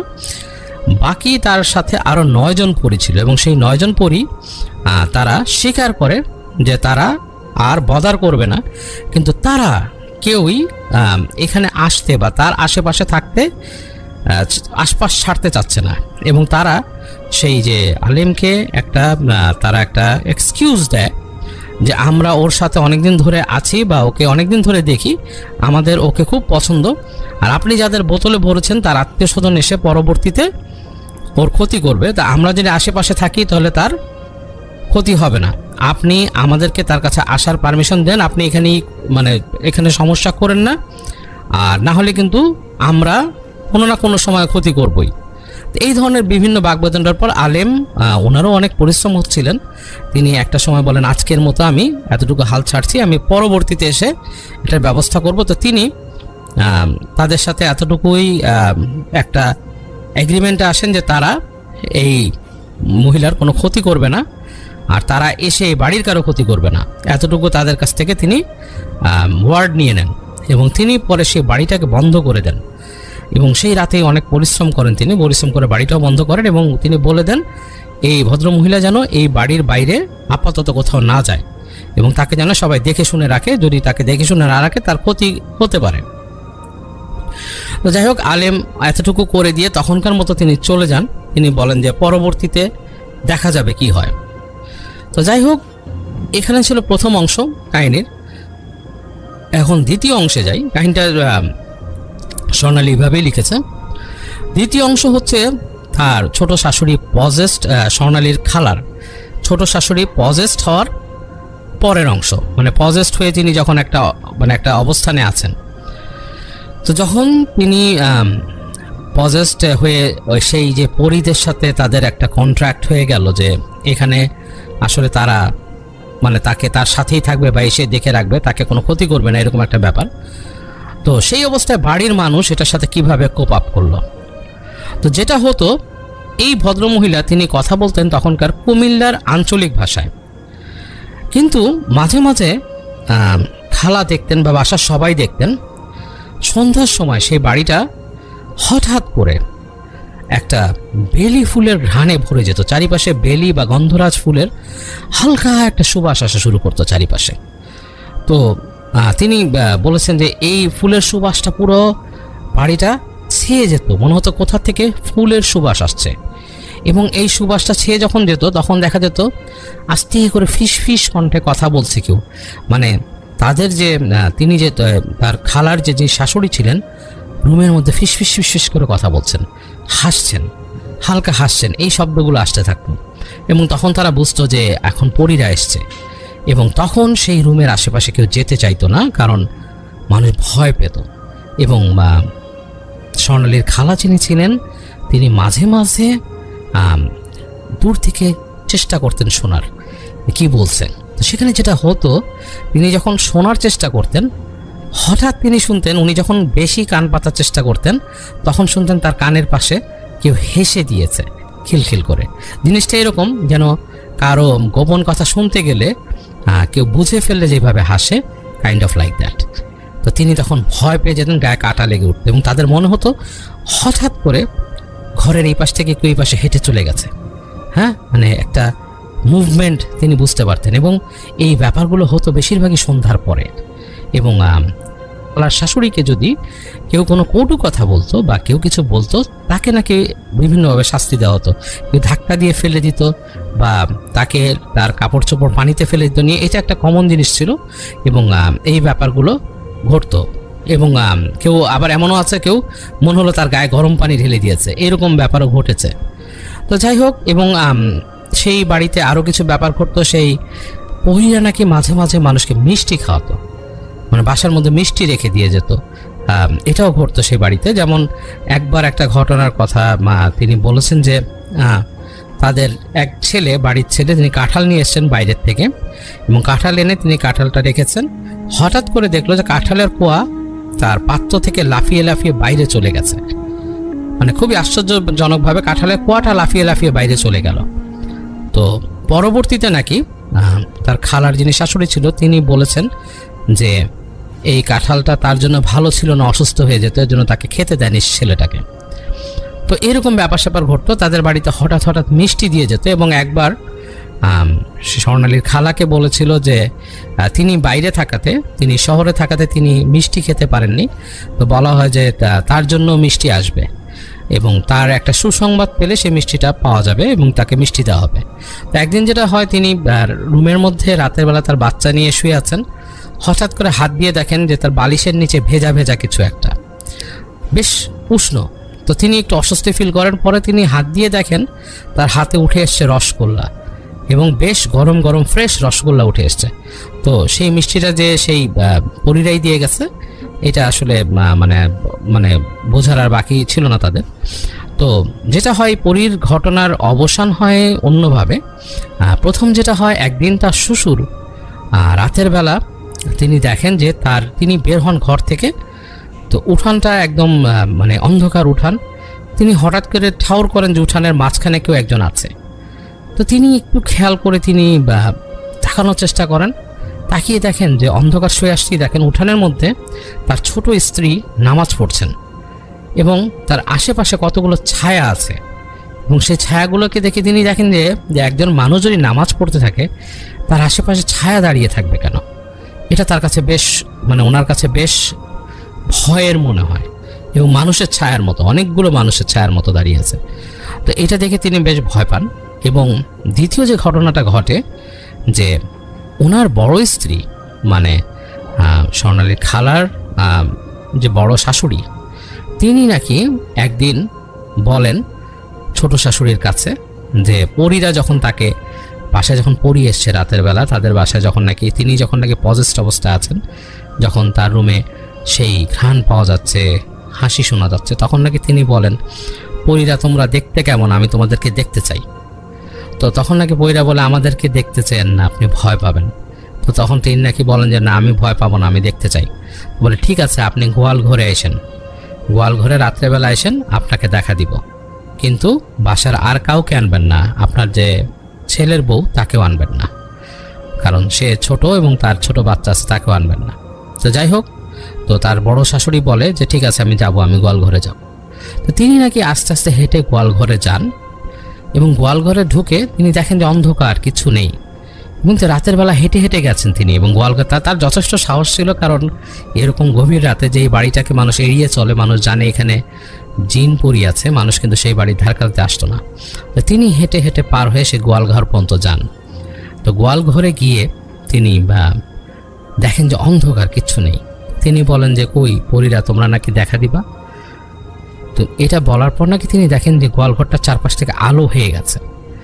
আলো হওয়ার পর তিনি খেয়াল করে যে আগুনের কুণ্ডুলি অনেকগুলো, তিনি গুনতে পারেননি, তবে তার ধারণা 9টাই দেখেছিলেন তিনি, আগুনের কুণ্ডুলি, 9টা আগুনের কুণ্ডুলি, এবং সেগুলা এক একটা ফুটবলের থেকে আর একটু বড় হবে, সেগুলো আস্তে আস্তে তার কাছে কাছিয়ে আসছে। এবং সেই আগুন আসাতে বা আগুনের যে উত্তাপ, সেটা পেয়ে তিনি জ্ঞান হারিয়ে পড়ে যান সেখানে। যাই হোক, তিনি জ্ঞান হারিয়ে পড়ার আগে তিনি একটা অস্ফুট শব্দ করেন, এবং সেই শব্দটা অনেকে পায়, মানুষজন বাসার ভেতর থেকে শোনেন, চিৎকার টাইপের। তো সেটাতে সবাই আসে, এসে ওনাকে ওখান থেকে নিয়ে আসেন, এবং তারপর দিন তার শ্বশুর ডিসাইড করেন যে না, আসলে এটা খুব বেশি হয়ে যাচ্ছে। তিনি শহরে যান এবং আরও বড় একজন আলেম নিয়ে আসেন, এবং সেই বড় আলেম এসে তাদের বাড়িটাকে বন্ধ করে দেন, এবং সেই পরীদের সাথে তিনি তখন আবার একটা এক্সোসিজমের মতো করেন, এবং তাদের সাথে তারা কিছু একটা চায় যেটা তিনি অস্বীকৃতি জানান, এবং তিনি তাদেরকে আসতে না করে দেন সেই বাসায়, এবং আসতে না করে দেন এবং বন্ধ করে দেন, এবং বলেন যে আপনার যে স্ত্রী তাকে আর বাসার বাইরে সাধারণত যেতে দিবেন না, কারণ তার উপর তো নজর আছে, পরীরা ক্ষতি করতে পারে। আর এছাড়া তিনি বাড়িটাকে বন্ধ করে দেন এবং তাদের আসতে মানা করে দেন। তো ওইবার তিনি যখন এই কাজটা করে যান, এরপর থেকে ওই বাসাতে আর পরীরা আস্তে আস্তে, পরীদের আনাগোনা, ঘ্রাণ পাওয়া যেত মাঝে মাঝে, হঠাৎ দূর থেকে ভেসে আসতো ঘ্রাণটা, কিন্তু সেরকম আর কিছু ঘটেনি, এবং আস্তে আস্তে এই পরীদের আনাগোনাটাও বন্ধ হয়ে যায় সেখানে। এবং স্বর্ণালীর খালার যে শাশুড়ি ছিলেন, ছোট শাশুড়ি, তিনিও নাকি আর পরী দ্বারা ওইভাবে হতেন না, আক্রান্ত হতেন না, বা তার উপরেও আর আসতো না। তো এইভাবে নাকি আস্তে আস্তে ব্যাপারটা চলে যায়। তো এই ছিল স্বর্ণালীর খালার কাহিনী, মেজ খালার কাহিনী। আসসালামু আলাইকুম রাসেল ভাই, আজকে আপনাকে যে অডিও ক্লিপটি পাঠিয়েছি, আশা করি আপনি আমার এই অডিও ক্লিপটি প্লে করবেন। রাত তখন গভীর, গ্রামের আলো নিভে গেছে, চারপাশে শুধু অন্ধকার, বাতাসে অদ্ভুত ঠান্ডা, দূর পাহাড়ের ওপার আকাশ ছায়া ঝুলছে। অয়ন তার শহরের ব্যস্ত জীবনে ধুলো পড়া সব দিন পেছনে ফেলে গ্রামের শেষ প্রান্তে ওই পুরনো বাড়ির দিকে এগোচ্ছে। এই বাড়িটি বহু বছর ধরে পরিত্যক্ত, বছরের পর বছর কোনো না কোনো মানুষ ঢোকেনি। গ্রামের লোকেরা রাতে তাদের বিশ্বাস যে কেউ একবার ভেতরে ঢুকলে সে ঠিকভাবে ফিরে আসে না। আয়নায় প্রথম মনে করলে এসব কেবল কুসংস্কার, গল্প বানানো হয়েছে ভয় দেখানোর জন্য।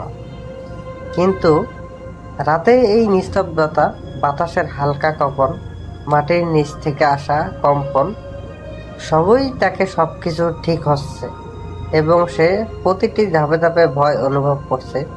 বাড়ির দরজা মাটি থেকে টেনে বের করে ভেতরে ঢুকতেই প্রথম ধাক্কা লাগে। ধুলো আর ভাঙ্গা কাঠের গন্ধ, ভাঙ্গা জানালা, ছাদের ভাঙ্গা টুকরো, আর করিডোরের মধ্যে মেঝেতে ছাপ, যেন কেউ তাকে খুঁজে বেড়াচ্ছে। অয়ন ধীরে ধীরে করিডোরের দিকে এগোয়ে পায়ের প্রতিটি শব্দ প্রতিধ্বনি হচ্ছে আর একটা ঝলকানি চোখে পড়ার মতো। ধুলো ভেসে ওঠে, পাতার মধ্যে অদ্ভুত আকৃতি। ঠিক তখনই সে মনে পড়ল ছোটবেলায় তার দাদু বলেছিলেন যে বাড়ি দীর্ঘদিন মানুষ ছেড়ে গেছে, সেখানে রাতের ছায়ার মতো কিছু থাকে। অয়ন হাসে, নিজেকে বোঝাতো সব গল্প, কিন্তু তখনই হঠাৎ এক চিল্লাতে বাসাতের সঙ্গে ঘর থেকে কেঁপে ওঠে। সে স্থির হয়ে দাঁড়ালো, তার হৃৎপিণ্ডের স্পন্দন দ্রুত, চারপাশে অন্ধকার ঘন হয়ে আসে। করিডোরের শেষের দিকে প্রধান হল, সেখানে পা রাখতেই মেঝেতে স্পষ্ট হয়ে যায় পায়ের ছাপ। সমস্ত ছাপ একদিকে যাচ্ছিল, শেষ বেঞ্চের দিকে নেই। মনে হলো কেউ বসে আছে। অয়ন পিছিয়ে যায়, ঠিক তখনই ফিসফিস, এখান থেকে চলে যাও। সে চিৎকার করতে চাইল, কিন্তু কোনো শব্দ বের হলো না। বাতাস ঘন, পাখির চিৎকার নেই। অচেনা ছায়ার আকৃতি ধীরে ধীরে তার চারপাশ ঘিরে ফেলল। চোখে অন্ধকার, শরীরের কম্পন মনে হচ্ছে। সে নিজেই ধীরে ধীরে ছায়ার মতো অংশ হয়ে যাচ্ছে। তারপর হঠাৎ একদিন ঘন ঘন অচেনা, কিন্তু তার নিজের মতো তুই এসেছিস।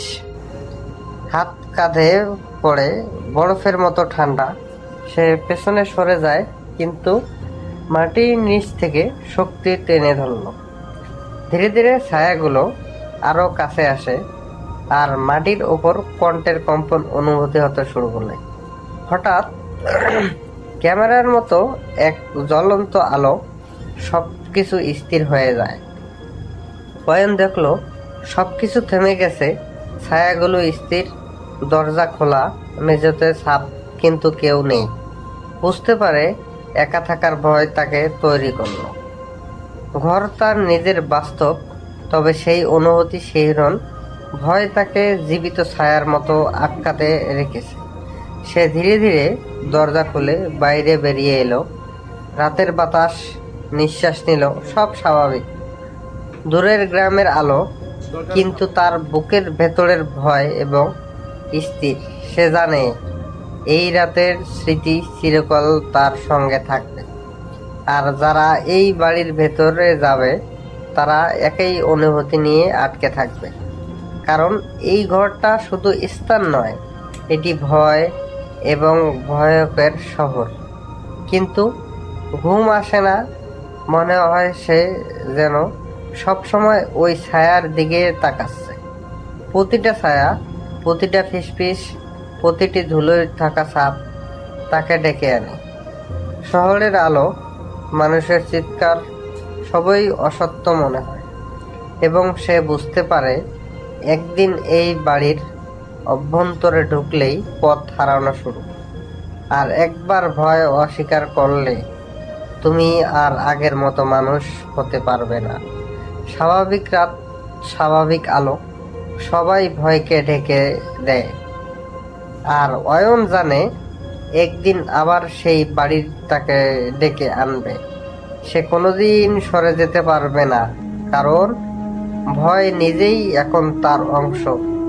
আর বাড়ির ছায়া, ধুলো, বাতাস সব মিলিয়ে একত্রিত হয়ে তাকে নিয়ে যাবে এক অবশিষ্ট হিসাব, যা আর ফিরে আসবে না।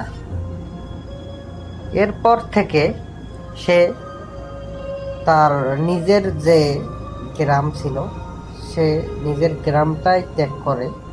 ত্যাগ করার পর সে পাশের গ্রামে যেয়ে বসবাস করতে শুরু করে। কিন্তু সেখানেও তার সাথে এরকম অদ্ভুত আচরণ শুরু হয়। এরপর তাকে প্রতিটি ছায়া, প্রতিটি ফিসফিস, প্রতিটি ধুলোয় থাকা সাপ তাকে ডেকে আনে। শহরের আলো, মানুষের চিৎকার সবই অসত্য তার কাছে মনে হয়। সে বুঝতে পারছে না সে কিভাবে এই যন্ত্রণার থেকে রেহাই পাবে। একদিন অন্য এক বাড়ির অভ্যন্তরে ঢুকেই পথ হারালো। আর একবার ভয়কে স্বীকার করলে তুমি আর আগের মতো বাঁচতে পারবে না। এরপর তাকে সব খুলিয়ে বলা হয়। একত্রিত হয়ে তাকে নিয়ে একদিন অসুস্থ হিসেবে আর ফিরে আসবে না, এই ওয়াদা দিয়ে তার জীবন থেকে ওই দুষ্ট ছায়া দূর হয়ে যায়। এই ছিল রাসেল ভাই আমার ঘটনা। প্রিয় লিসেনার্স, এখন যে ঘটনাটি আমি আপনাদের সাথে শেয়ার করতে যাচ্ছি, এই ঘটনাটি আমাদেরকে পাঠিয়েছেন হাসান নামে একজন রেমিটেন্স যোদ্ধা ভাই। উনি বর্তমানে কাতার প্রবাসী। ওনার বাড়ি চট্টগ্রামের মিরেশ্বরাই থানার সুফিয়া গ্রামে। উনি আমাদেরকে জানিয়েছেন যে ওনার যেই গ্রামটি মানে সুফিয়া গ্রাম, এই গ্রামটি এখন অনেকটা আধুনিক হলেও এখনও সন্ধ্যার পর মানুষজন খুবই কম চলাফেরা করে। খুবই শুনশান এবং নীরব একটি গ্রাম। আর ঘটনাটি ঘটে 2004 সালে। তখন তো আরও অনেক প্রত্যন্ত গ্রাম ছিল এটি, ঠিকমতো রাস্তাঘাটও ছিল না। এই গ্রামটি ঢাকা চট্টগ্রাম মহাসড়ক থেকে প্রায় 4 কিলোমিটার পশ্চিম দিকে অবস্থিত। ঘটনাটি যখন ঘটে সময়টা ছিল জানুয়ারি মাসের শেষের দিকে। তারিখটা ওনার ঠিক মনে নেই বলে উল্লেখ করেছেন। আর জানুয়ারি মাসে কিন্তু প্রচণ্ড শীত থাকে, ঘন কুয়াশাও পড়ে। ঠিক তেমনি ওই রাত্রেও প্রচণ্ড শীত এবং ঘন কুয়াশা পড়েছিল। রাত তখন প্রায় 11টা। উনি তখনও ঘুমাননি। তখন ওনাকে ওনার এক বন্ধু, তার নাম হচ্ছে জাহেদ, সে তাকে ফোন করে বলে যে ঢাকা থেকে তার মামা কিছু জিনিস পাঠিয়েছে শ্যামলী পরিবহন বাসে।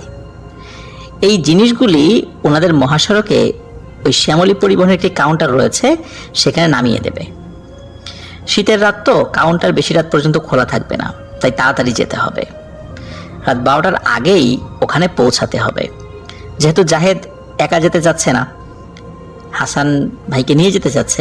হাসান ভাই রাজি হয়ে যায়, যেহেতু বন্ধু মানুষ, আবদার তো রাখতেই হবে। ঠান্ডা হোক গরম হোক, যে সিচুয়েশনই হোক। সমস্যা যেটা ছিল সেটা হলো যে ওনার বাড়ি থেকে মানে হাসান ভাইয়ের বাড়ি থেকে তার বন্ধু জাহেদের বাড়ির দূরত্ব 0.5 কিলোমিটার দক্ষিণে। এখন ওনার বাড়ি থেকে শীতের রাত্রে 0.5 কিলোমিটার কিভাবে যাবেন? এখন তো সিএনজি বা রিক্সা কিছুই পাওয়া যাবে না, আর রাস্তাঘাটের অবস্থা তো ভালো না। তখন এই জাহেদ বলে যে ঠিক আছে, কোনো সমস্যা নেই, তুই আসতে থাক, আমি একটা ব্যবস্থা করছি, এটা নিয়ে ভাবতে হবে না।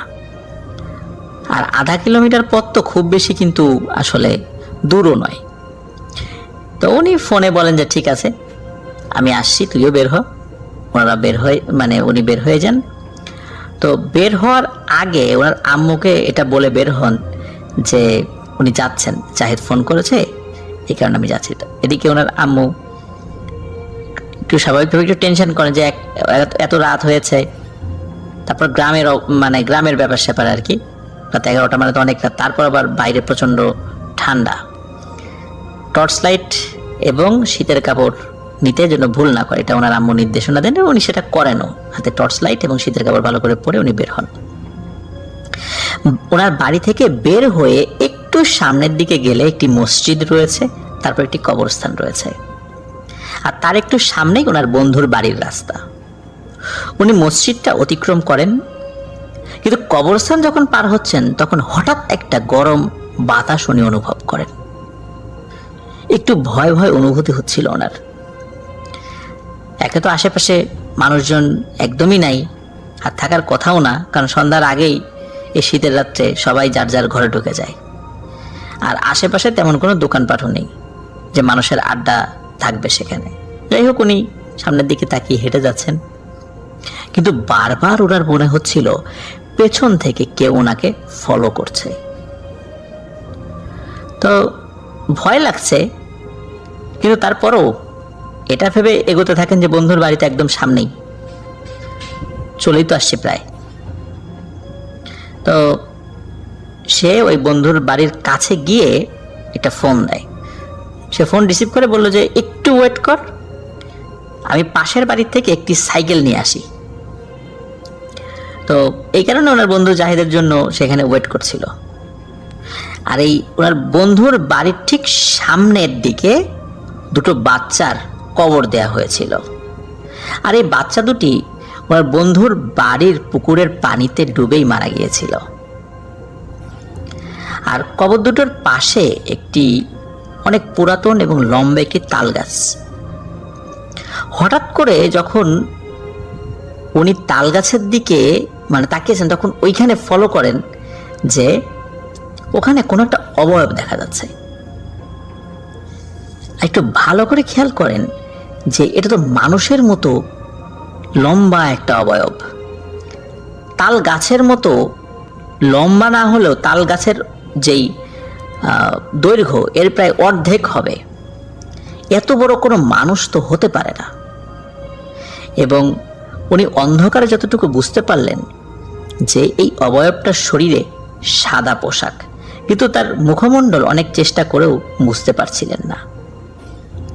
উনি আর কিছু না ভেবে এক দৌড়ে বন্ধুর ঘরের সামনের উঠোনে গিয়ে দাঁড়ালেন এবং তাকে ডাক দিলেন। যদিও বা ওই সময় সে ঘরে ছিল না, কারণ সে তো বলেই গিয়েছিল সে সাইকেল আনতে যাচ্ছে। তখন তার মনে হলো যে সে তো এখন ঘরে নেই। তখন তাকে কল দেন। 2 মিনিটের মধ্যে তার বন্ধু জাহিদ এসে উপস্থিত হয়। তাকে যখন এই বিষয়টি বলেন, তখন এইসব শুনে এসে বলল যে এই জিনিসটাকে নাকি আরো অনেকেই দেখেছে, এই তাল গাছের নিচে এই একটা অবয়ব, কিন্তু এই জিনিসটি কখনো কারো ক্ষতি করেনি। যাই হোক, ওনারা রওনা শুরু করেন সাইকেল নিয়ে। ওই কাউন্টার পর্যন্ত যেতে কোনো সমস্যাই হয়নি, স্বাভাবিকভাবেই চলে গিয়েছেন গল্প করতে করতে। ওখানে ওই শ্যামলী পরিবহনের গাড়িটি মাল দিয়ে যায়। তারা যখন চিটাগাং যাচ্ছিল আর কি ওদিক দিয়ে, তখন তারা মালটা রিসিভ করে সেই জিনিসটা নিয়ে কাছাকাছি একটা পেট্রোল পাম্পের কাছে যায় এবং ওই পেট্রোল পাম্পের পাশে একটি হোটেল ছিল। মূলত উদ্দেশ্য ছিল হালকা নাস্তা করবে। ওই হোটেলে হালকা নাস্তা করেন, তারপর আবার রওনা দেন বাড়ির দিকে। প্রায় 1 কিলোমিটার পথ আসার পর গ্রামের রাস্তায় যখন ওনারা প্রবেশ করেন, ওই রাস্তাটি ছিল আবার মাটির রাস্তা। কিছুটা সামনে একটি ছোট্ট কালভার্ট রয়েছে, ছোট্ট ব্রিজ। এই ছোট্ট ব্রিজের উপর উঠে ওনারা একটু দাঁড়ান, একটু বিশ্রামের জন্য। ওই সময় এই হাসান ভাই উনি শুনতে পান যে রাস্তার পাশেই যে একটি বিলের মতো রয়েছে, ওইখানে মনে হচ্ছে 5 থেকে 6টা কুকুর ঝগড়া করলে একসাথে চিৎকার করলে যেরকম শব্দ হয় ওই রকম। এবং এই শব্দটি খুব স্পষ্টভাবে শুনতে পান ওনারা দুজনেই। ওনার বন্ধু জাহিদ ওনাকে বলেন যে কি রে, কিছু শুনতে পেলি নাকি? উনি বলেন হ্যাঁ, এবং হ্যাঁ বলে বলে তাড়াতাড়ি চল এখান থেকে ভাগি। তখন ওর বন্ধু জাহিদ বলে আরে রাখ, একটু দেখি যেগুলো কি নিয়ে এত রাতের বেলা এরা চিৎকার চেঁচামেচি করছে। তখন উনি বলেন যে আরে রাতের বেলায় কুকুর চিৎকার চেঁচামেচি করছে, এগুলো আমাদের দেখতে হবে কেন, চল তো আমরা যাই। কিন্তু ওনার বন্ধু জাহিদ কিন্তু খুবই সাহসী। ভয় কি জিনিস তার হয়তো বা তার জানা নেই। আর কুয়াশার কারণে স্পষ্ট দেখা যাচ্ছিল না ওই প্রাণীগুলোকে। আর প্রাণীগুলো আসলে কি কুকুরের ডাক দিচ্ছে না কি দিচ্ছে, এটা আসলে বোঝা যাচ্ছিল না। এটাই মূলত এই জাহেদের কৌতূহলের কারণ ছিল। এই জন্য সে বারবার এই হাসান ভাইকে রিকোয়েস্ট করলো যে চল একটু এগিয়ে দেখি ওগুলা কি। উনি যদিও বা যেতে চাচ্ছিলেন না, তো জোর করে একরকম নিয়েই যান, বলে চল কিছু হবে না, আমি আছি তোর সাথে। তো ওনারা দুজন কিছুটা পথ আগান। তখন ওরা দেখেন 4টা কুকুরের মতো দেখতে, তবে স্বাভাবিক কুকুরের থেকে আকারে বেশ বড়ই হবে। এটা কি কুকুর না শেয়াল না কি, খুব একটা 100% নিশ্চিত হতে পারছিলেন না তারা। আর ওই অন্ধকারে তাদের চোখগুলো মনে হচ্ছিল আগুনের মতো জল করছে এবং লাল টকটকে। ওনাদেরকে দেখার সাথে সাথে গড় গড় গড় গড় শব্দ করছে খুব ভয়ঙ্কর ভাবে, এবং এক দৃষ্টিতে তাদের দিকে তাকিয়ে আছে। মনে হচ্ছে এখনই এই কুকুরগুলো তাদের দুজনকে আক্রমণ করবে, অথচ একটু আগে তারা নিজেরাই কামড়াকামড়ি করছিল। এদিকে হাসান ভাইয়ের পুরো শরীর তো একদম অবশ হয়ে যাওয়ার মতো অবস্থা, কি করবে বুঝতে পারছিলেন না। আর ওইদিকে ওনার বন্ধু জাহেদ ওনার হাত শক্ত করে ধরে বলে যে চল এক দৌড় দেই। দুজন দৌড়ে ওই সেই রাস্তার কাছে তারা চলে আসে, কিন্তু ওই পেছনে ওই কুকুরের মতো ওই প্রাণীগুলো ভয়ঙ্কর ডাক দিতে দিতে ওনাদের পেছন দিকে আসছিল। রাস্তায় ওঠার সাথে সাথে রাস্তার পাশে কিছু শিম গাছ লাগানো ছিল, শিমের ক্ষেত ছিল আর কি, বাণিজ্যিকভাবে লাগানো হয়েছিল। তো শিমের ক্ষেতের ওইদিকে কিন্তু ছোট ছোট বাঁশের কঞ্চি বা এই টাইপের কোনো জিনিস দিয়ে সেটা তৈরি করা হয়ে থাকে। তো সেখান থেকে এই টাইপের একটা লাঠি নিয়ে ওদেরকে তাড়া দেওয়ার প্রস্তুতি নেয় জাহেদ। এটা দেখে মনে হলো ওই প্রাণীগুলো আরো রেগে গেছে এবং ওদের চোখগুলো আগের থেকে আরো বেশি জ্বলজ্বল করছে এবং আকারে আরো বড় হয়ে গিয়েছে। এবং এটাতেই শেষ হয় না, চোখগুলো লাল টকটকে হয়ে গেছে, কয়লার মতো জ্বলছে এরকম মনে হচ্ছে। এসব দেখে এই হাসান ভাই কিন্তু আর নিজেকে ধরে রাখতে পারছিলেন না, শরীরের সমস্ত শক্তি দিয়ে উনি চিৎকার করতে চাইলেন, কিন্তু ওনার মুখ দিয়ে মনে হচ্ছিল কোনো আওয়াজই বের হচ্ছে না। ওনার এই অবস্থা দেখে ওনার বন্ধু জাহেদ তাড়াহুড়ো করে ওনাকে কোনোভাবে সাইকেলে বসিয়ে টান দেয়। আর এদিকে উনি হাসান ভাই এই জাহেদকে শক্ত করে ধরে রেখেছেন আর মনে মনে আল্লাহ আল্লাহ করছেন। ওনারা যখন এগোতে শুরু করেন তখন ওই প্রাণীগুলো ওনাদের পেছনে আসতে থাকে এবং ভয়ঙ্করভাবে গর্জন করতে থাকে। এভাবে কিছুটা পথ যখন ওনারা আগান তখন সাইকেলটি কোনো কিছুর সাথে ধাক্কা খেয়ে ওনারা দুজনেই পড়ে যান। পড়ে গিয়ে উঠে দাঁড়ানোর শক্তি হাসান ভাইয়ের ছিল না। ওনার বন্ধু জাহেদ ওনাকে কোনো মতে টেনে দাঁড় করায়, কিন্তু ওনারা ওই সময়টাতে এক্স্যাক্ট কোন জায়গায় আছেন রাতের বেলা ওনারা ঠিক বুঝতে পারছিলেন না। এদিকে হাসান ভাই তো জাহেদের সাথে খুব রাগারাগি শুরু করেন যে তোর কি দরকার ছিল ওইখানে যাওয়ার, আর আমাকে নিয়ে যাওয়ার কি দরকার ছিল, এই যে এখন একটা বিপদে পড়লাম, কোথায় আছি এখন তো বুঝতে পারছি না, এত রাতের বেলা অন্ধকার, চারদিকে কুয়াশা। ওই সময় অবশ্য ওনাদের আশেপাশে ওই প্রাণীগুলো ছিল না, ওনারা একাই ছিল। ওনারা খুব ক্লান্ত হয়ে বসেছিলেন যে কি করবেন। ওনারা বুঝতে পারলেন ওনারা একটা গাছের নিচে বসে আছেন। এখন জাহেদ তো কোনোভাবেই ভয় পাচ্ছে না, উল্টো সে হাসান ভাইকে সান্ত্বনা দিচ্ছেন। এদিকে এই হাসান ভাই ওনাদের আর এক বন্ধু যার নাম হচ্ছে ইমরান, তাকে ফোন দেন। ওনাদের কাছে যে বাটনওয়ালা ফোন ছিল ওই সময়ে, যে ফোনগুলো ইউজ করতো সবাই আর কি, তো ওই ইমরানকে ফোন দিতে বলেন যাতে করে ইমরান তাদেরকে এসে এখান থেকে নিয়ে যায়। তো ইমরান যদিও ঘুমিয়ে পড়েছিল, তাকে কয়েকবার কল দেওয়ার পর সে কল রিসিভ করে এবং জিজ্ঞেস করে তারা এক্স্যাক্ট কোথায় আছে, কিন্তু ওনারা দুজন তো সেটা বলতে পারছিলেন না যে তারা কোথায় আছেন। যদিও বা তাদের পরিচিত গ্রাম, তাদের পরিচিত গ্রাম বলতে তাদের সুফিয়া গ্রামটা ছিল না, তারা তো ওই যে যখন আসছিলেন ওই পথ দিয়ে 4 কিলোমিটার পথ তো তাদের গ্রামে যেতে হলে 1 কিলোমিটার তারা গিয়েছেন। এই জন্য ওই একে তো কুয়াশা, তারপর আবার সচরাচর ওই পথ দিয়ে তারা আসা যাওয়া করলেও এক্স্যাক্ট কোথায় আছেন তারা তো সেটা বুঝতে পারছিলেন না। আর এলোমেলোভাবে সাইকেল চালিয়ে ওনারা ওই ভয় পেয়ে চলে এসেছিলেন, এই জন্য এক্স্যাক্ট কোথায় আছেন এটা বলাটা তাদের জন্য খুবই দুষ্কর ছিল। এখনকার মতো তো এরকম জিপিএস সিস্টেম মোবাইলে ওই সময় ছিল না যে খুব সহজেই তারা সেটা দেখে ফেলবেন। তো যাই হোক, ওই ওনার বন্ধু যে ইমরান, সে বলে যে আমি আরো কয়েকজনকে নিয়ে আসতেছি বন্ধু বান্ধব, তো আমি যেটা করব, ইমরান বলতেছেন যে আমার হাতে যে টর্চ লাইট সেটা আকাশের দিকে ধরবো বা এলোমেলো নড়াচড়া করব। তোরা কি করবি, দেখলে চিৎকার করে ডাক দিস যাতে আমরা বুঝতে পারি যে তোরা কোথায় আছিস, তাহলে আমরা এসে তোদেরকে নিয়ে যেতে পারবো। তো এরকম কথা মোবাইলে বলেন। কিছু সময় পার হলো, কিন্তু ওনারা কিন্তু কোনো আলো দেখছেন না। হঠাৎ করে ওই যে প্রাণীগুলো ছিল ওই প্রাণীর গর্জন ওনারা আবার শুনতে পান। এবার মনে হচ্ছে এই প্রাণীগুলোর সংখ্যায় অনেক, কত যে হবে এর কোনো হিসাব নাই। ওই সময় তো 4, 5, 6টা এরকম হয়তো বা ছিল, কিন্তু এবার মনে হচ্ছে শত শত। আর অল্প সময়ের মধ্যে ওরা এই দুইজনকে চতুর্দিক থেকে ঘিরে ফেলে। খুব হিংস্রতার সাথে গর্জন করতে থাকে, মনে হচ্ছে এখনই এদের দুজনকে ছিঁড়ে খেয়ে ফেলবে। অন্ধকারে তাদের চোখগুলো খুব স্পষ্টভাবে জ্বলছিল এবং চোখ দেখেই আসলে তাদের সংখ্যাটা তারা অনুমান করতে পেরেছিলেন যে এরা অগণিত। এদিকে এই ওনাদের বন্ধু জাহেদ, সে সাহসী হইলেও তখন সে ভয় পাচ্ছে। জোরে জোরে আওয়াজ করে সে সূরা পড়তে থাকে আর এই প্রাণীগুলোকে তাড়ানোর চেষ্টা করছে, কারণ তারা বুঝতে পারছিল যদি এভাবে ভয় করে বসে থাকি তাহলে এরা এসে আমাদেরকে খুবলে খেয়ে ফেলবে। এদিকে হাসান ভাই সে শুধু নির্বাক ভাবে বসে আছে আর উনি ভাবছেন জীবন আজকে এখানেই শেষ, আর কোনো উপায় নেই। ভয় যে কেমন হতে পারে ঠিক ওই সময়ে হাসান ভাই সেটা উপলব্ধি করতে পেরেছিলেন। এক সময় সহ্য করতে না পেরে পাগলের মতো এই জাহেদকে বলেন যে জাহেদ দৌড়া দৌড়া, আর কোনো উপায় নাই, এখান থেকে বেরোতে হবে। তখন জাহেদ সেও দৌড়াতে থাকে। ওই সময়ে এই জাহেদ এবং হাসান ভাই ওনারা একটা অদ্ভুত শব্দ শুনতে পান।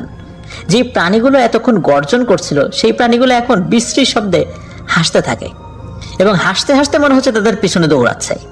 হাসির শব্দ, এখন আর গর্জনের শব্দ নয়। ওনারা পেছন দিকে না তাকিয়ে চোখ যেদিকে যায় সেদিকে দৌড়াচ্ছেন। এক সময় আর দৌড়াতে না পেরে মাটিতে লুটিয়ে পড়েন এবং জোর একটা চিৎকার দেন। ওনাদের ওই চিৎকার কিন্তু ওনাদের যে বন্ধু ইমরান সে আবার শুনেছিল। সেও আবার দূর থেকে চিৎকার দিয়ে তাদেরকে ডাকতে থাকে। ওনারাও শব্দ করতে থাকেন। এভাবে ওনার বন্ধু ইমরান সাথে আরো কয়েকজন ছিল, তারা এই দুইজনকে খুঁজে পান। হাসান ভাইয়ের জ্ঞান ফেরে পরদিন সকালে। পুরো শরীর প্রচন্ড ব্যথা আর পা গুলো ফুলে গেছে অনেক। আর পরবর্তীতে উনি শোনেন যে ইমরান ওনাদের চিৎকার শুনে ওনাদের নাম ধরে ডাকতে থাকে আর জাহেদ কিন্তু তখনও অজ্ঞান হয়নি, সেই মূলত ওই ডাকের উত্তর দিয়েছিল। এইভাবেই তাদেরকে খুঁজে পাওয়া গিয়েছিল। আর হাসান ভাই তো অজ্ঞান হয়ে পড়ে গিয়েছিলেন। এই কারণে হাসান ভাইকে তারা রাতের বেলা তার বাড়িতে দিয়ে গিয়েছিলেন। 3 দিন ওনার জ্বর ছিল, মানে টানা জ্বর। এই ঘটনা যখন গ্রামে জানাজানি হয় তখন সবাই ওনাদেরকে সতর্ক করে দেন এবং বলেন যে আল্লাহর অশেষ রহমতে কোনো কারণে তোমরা সেদিন বেঁচে গিয়েছিল, খুবই ভাগ্যবান তোমরা। ভবিষ্যতে এভাবে রাতের বেলা একা একা চলাফেরা করো না। ঘটনা কিন্তু প্রিয় লিসেনার্স এখানেই শেষ নয়। এরপর থেকে হাসান ভাই রাতে ঘুমের মধ্যে ভয়ঙ্কর স্বপ্ন দেখে চিৎকার করে মানে ঘুম থেকে উঠে বসতেন। ভয়ানক ভয়ানক সমস্ত প্রাণী দেখতেন। বিশেষ করে ওই যে প্রাণীগুলো রাতের বেলা তাকে বা তাদেরকে ভয় দেখিয়েছিল, এই প্রাণীগুলোকে তিনি দেখতেন। যাই হোক, পরবর্তীতে একজন ভালো হুজুরকে দেখানো হয়। হুজুর ঝাড়ফুঁক করে দেন এবং ঝাড়ফুঁক করার পর ওনার এই ভয়ঙ্কর স্বপ্ন দেখা বন্ধ হয়ে গিয়েছিল। এরপরে উনি আর এই স্বপ্নগুলো দেখেননি, একদম পুরোপুরি স্বাভাবিক হয়ে গিয়েছিলেন। তো এটি ছিল ঘটনা। আজকের এই এপিসোডে এখন আমি শিশিরাপুর ঘটনায় চলে যাব।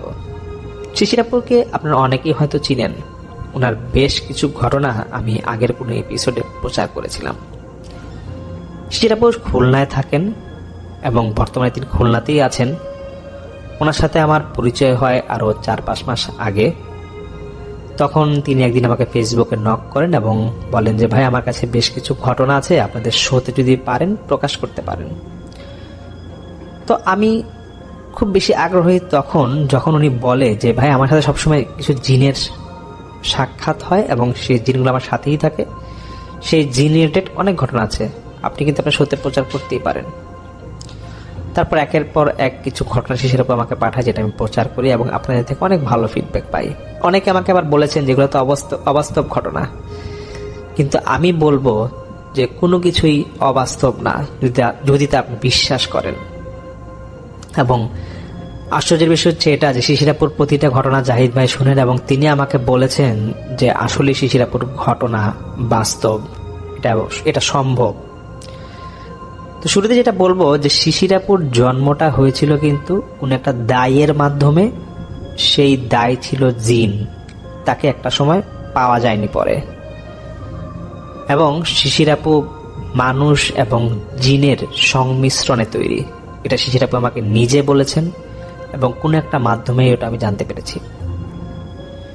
শিশিরাপুর আমাকে রিসেন্টলি আরেকটা কথা বলেন, যেটা সবচেয়ে অবাক করা কথা, যে ওনাকে কোনো এক সময় কোনো এক হুজুর বলেছিল যে আপনার বিয়ে যদি কখনো হয় তাহলে মানব জাতি কারোর সাথে হবে না, জিনের সাথে হবে।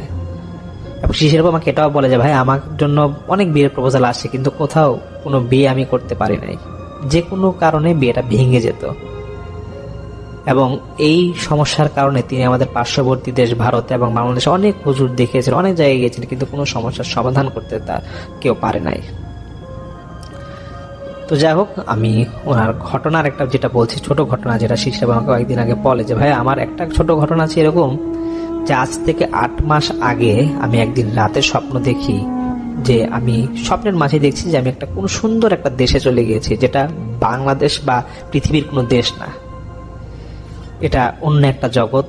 চারপাশে সব প্রাসাদের মতো অনেক পুরুষ মহিলা ওখানে মানে চলাচল করছে, কিন্তু তাদের চেহারা দেখা যায় না।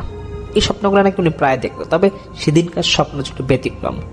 উনি দেখছে যে কয়েকজন মহিলা শিশিরাপুকে নাকি একটা প্রাসাদের দিকে নিয়ে যাচ্ছে এবং বলছে যে আজকে তোমার বিয়ে হবে, তুমি এখন তোমার স্বামীর সাথে দেখা করতে যাবে, সেখানে তোমাকে বিয়ে পড়ানো হবে। শিশিরাপু বলে যে কয়েকটা মহিলা আমার হাতে মেহেদি পরিয়ে দিচ্ছিল এবং আমাকে একটা জায়গায় বসায়। তখন একটা সুন্দর একটা ছেলে সামনে আসে এবং আমি নিজের থেকে সেখানে কবুল বলি, ছেলেটাও কবুল পড়ে। তারপর শিশিরাপু এরকম সারা রাত নাকি স্বপ্ন দেখে। সকালে ঘুম থেকে উনি দেখতেছে যে ওনার হাতে ঠিক গতকাল স্বপ্নে যেরকম তিনি রাতে এরকম মেহেদি দেখেছিলেন সেরকম মেহেদি ওনার হাতে। এবং এটা দেখার পর উনি ওনার পরিচিত যে ঘনিষ্ঠ হুজুর যারা আছে তাদেরকে জিজ্ঞেস করেছিলেন, সেই হুজুররা বলেছে যে হয়তো বা যে ছেলেটিকে তুমি স্বপ্ন দেখেছ তার সাথে তোমার বিয়ে হয়ে গেছে। পরবর্তীতে আমিও কোনো একটা হুজুরের মাধ্যমে এই কথাটা বলার পর উনি সেই একই উত্তর পাই। যাই হোক, এখনকার যে ঘটনাটা রিসেন্টলি আমি যেটা এখন শেয়ার করব, এটার মধ্যে হয়তো অনেক কিছুই লুকিয়ে আছে শিশিরাপুর জীবনের। তো প্রতি বছর শিশিরাপুর যে ফ্যামিলি মেম্বার যারা আছে তারা বিভিন্ন জায়গায় ঘুরতে যেত। যেহেতু এখন করোনার সময়, তো বছরের শেষের দিকে ওরা চেয়েছিল ঘুরতে যাওয়ার জন্য। তো শিশিরাপুর ভাই উনি এবছরের শুরুতেই অস্ট্রেলিয়া থেকে তিনি আসেন এবং উনি ওনার ফ্যামিলিকে প্রস্তাব দেয় যে এবছর শেষের দিকে ওনারা কোথাও ঘুরতে যাবে। তো ঠিক হয় যে ওনারা সাজেক, সেন্ট মার্টিন, কক্সবাজার এইসব জায়গাগুলো ঘুরবে। তো কোনো একটা কারণে শিশিরাপু এবং ওনার আপন বড় ভাই এবং ওনার এক কাজিনের হাজব্যান্ড এবং ওনার ভাইয়ের এক ফ্রেন্ড, ওরা ঠিক করেছে ওরা এরকম ঘুরতে যাবে একসাথে। তো কথা হয় এরকম যে শিশিরাপু এবং ওনার ভাই খুলনা থেকে, যেহেতু ওনার বাড়ি খুলনা থেকে ঢাকায় আসবেন। ঢাকায় ওনাদের একটা বিয়ের দাওয়াত আছে, সেটা খেয়ে সেই রাতেই আবার ওনারা সাজেক চলে যাবেন এবং ঢাকাতেই ওনার সব কাজিন যারা আছে বা অন্যান্য যারা আছে যারা একত্রিত হয়ে সাজেকের দিকে যাবেন। শিশিরাপু বলে যে ভাই আমি যখন খুলনা থেকে বাসে উঠি, আমার বাসে ওঠার পর থেকে শরীরটা খুব একটা ভালো লাগছিল না, মনে হচ্ছিল যে বমি আসবে, আর এসি বাস ছিল। তো তারপরও আমি একটু ওষুধ খেয়ে একটু ঘুম দিই বাসের মধ্যে। ভাইয়া বলে যে তুই ঘুমা, কোনো সমস্যা নাই। তো বাসে ওঠার পরে, এটা নাকি ছিল নভেম্বরের 24 তারিখ, তো বাসে ওঠার পরে শিশিরাপু নাকি আবার একটা স্বপ্ন দেখে। উনি সবসময় স্বপ্নে যে প্রাসাদ বা যে রাজ্যটা দেখতো সেখানে গিয়েছেন দেখছে এবং সেখানে কিছু মহিলা ওনাকে নিয়ে হাঁটাহাঁটি করছে এবং ওনাকে বিভিন্ন জায়গা দেখাচ্ছে। একটা বাগানে নিয়ে যায় ওনাকে। সে বাগানে নিয়ে যাওয়ার পরে উনি দেখছে কিছু বাচ্চা সেখানে খেলাধুলা করছে এবং অদ্ভুত ভাষায় কথাবার্তা বলতেছে। শিশিরাপু উনি দেখে একটা গাছের পাতা না খুব সুন্দর লাগে এবং টান দিয়ে পাতাটা ছিঁড়ে। তো এটা যখন পাতাটা উনি ছিঁড়ে, হঠাৎ করে ওনার ভাই ওনাকে ঝাঁকা দিয়ে বলতেছে যে শিশির কিছু খাবি নাকি, বাচ্চা তো এখন ফেরিতে উঠবো আমরা এখন। শিশিরাপু হঠাৎ করে ঘুম ভাঙে ওনার। উনি দেখতেছে যে স্বপ্নে তিনি যে গাছের পাতাটা ছিঁড়েছিলেন এটা ওনার হাতে এবং এখানে কয়েকটা পাতা ছিল। তখন শিশিরাপুর ভাই বলতেছে যে এই পাতা তুই কই পাইলি? শিশিরাপুর বলতেছে যে ভাই আমি বলতে পারবো না কই পাতা পাইলাম। শিশিরাপুর ভাই আবার বলতেছে এগুলো বাদ দে তো, পাতাগুলো ফালা, তাড়াতাড়ি বাইরে আয়, দেখে ফেরিতে নাম, যদি ওয়াশরুমে যাওয়া লাগে একটু ওয়াশরুমে যেয়ে নেবে, একটু ফ্রেশ হ। তো শিশিরাপুর যে ঘটনাগুলা, যে ওনার সাথে সবসময় জিনগুলা থাকে, এটা কিন্তু ওনার ভাই, ওনার বাবা মা সবাই জানে, ফ্যামিলির অনেকেই জানতো। যাক, ওনারা ঢাকা গিয়ে পৌঁছায়।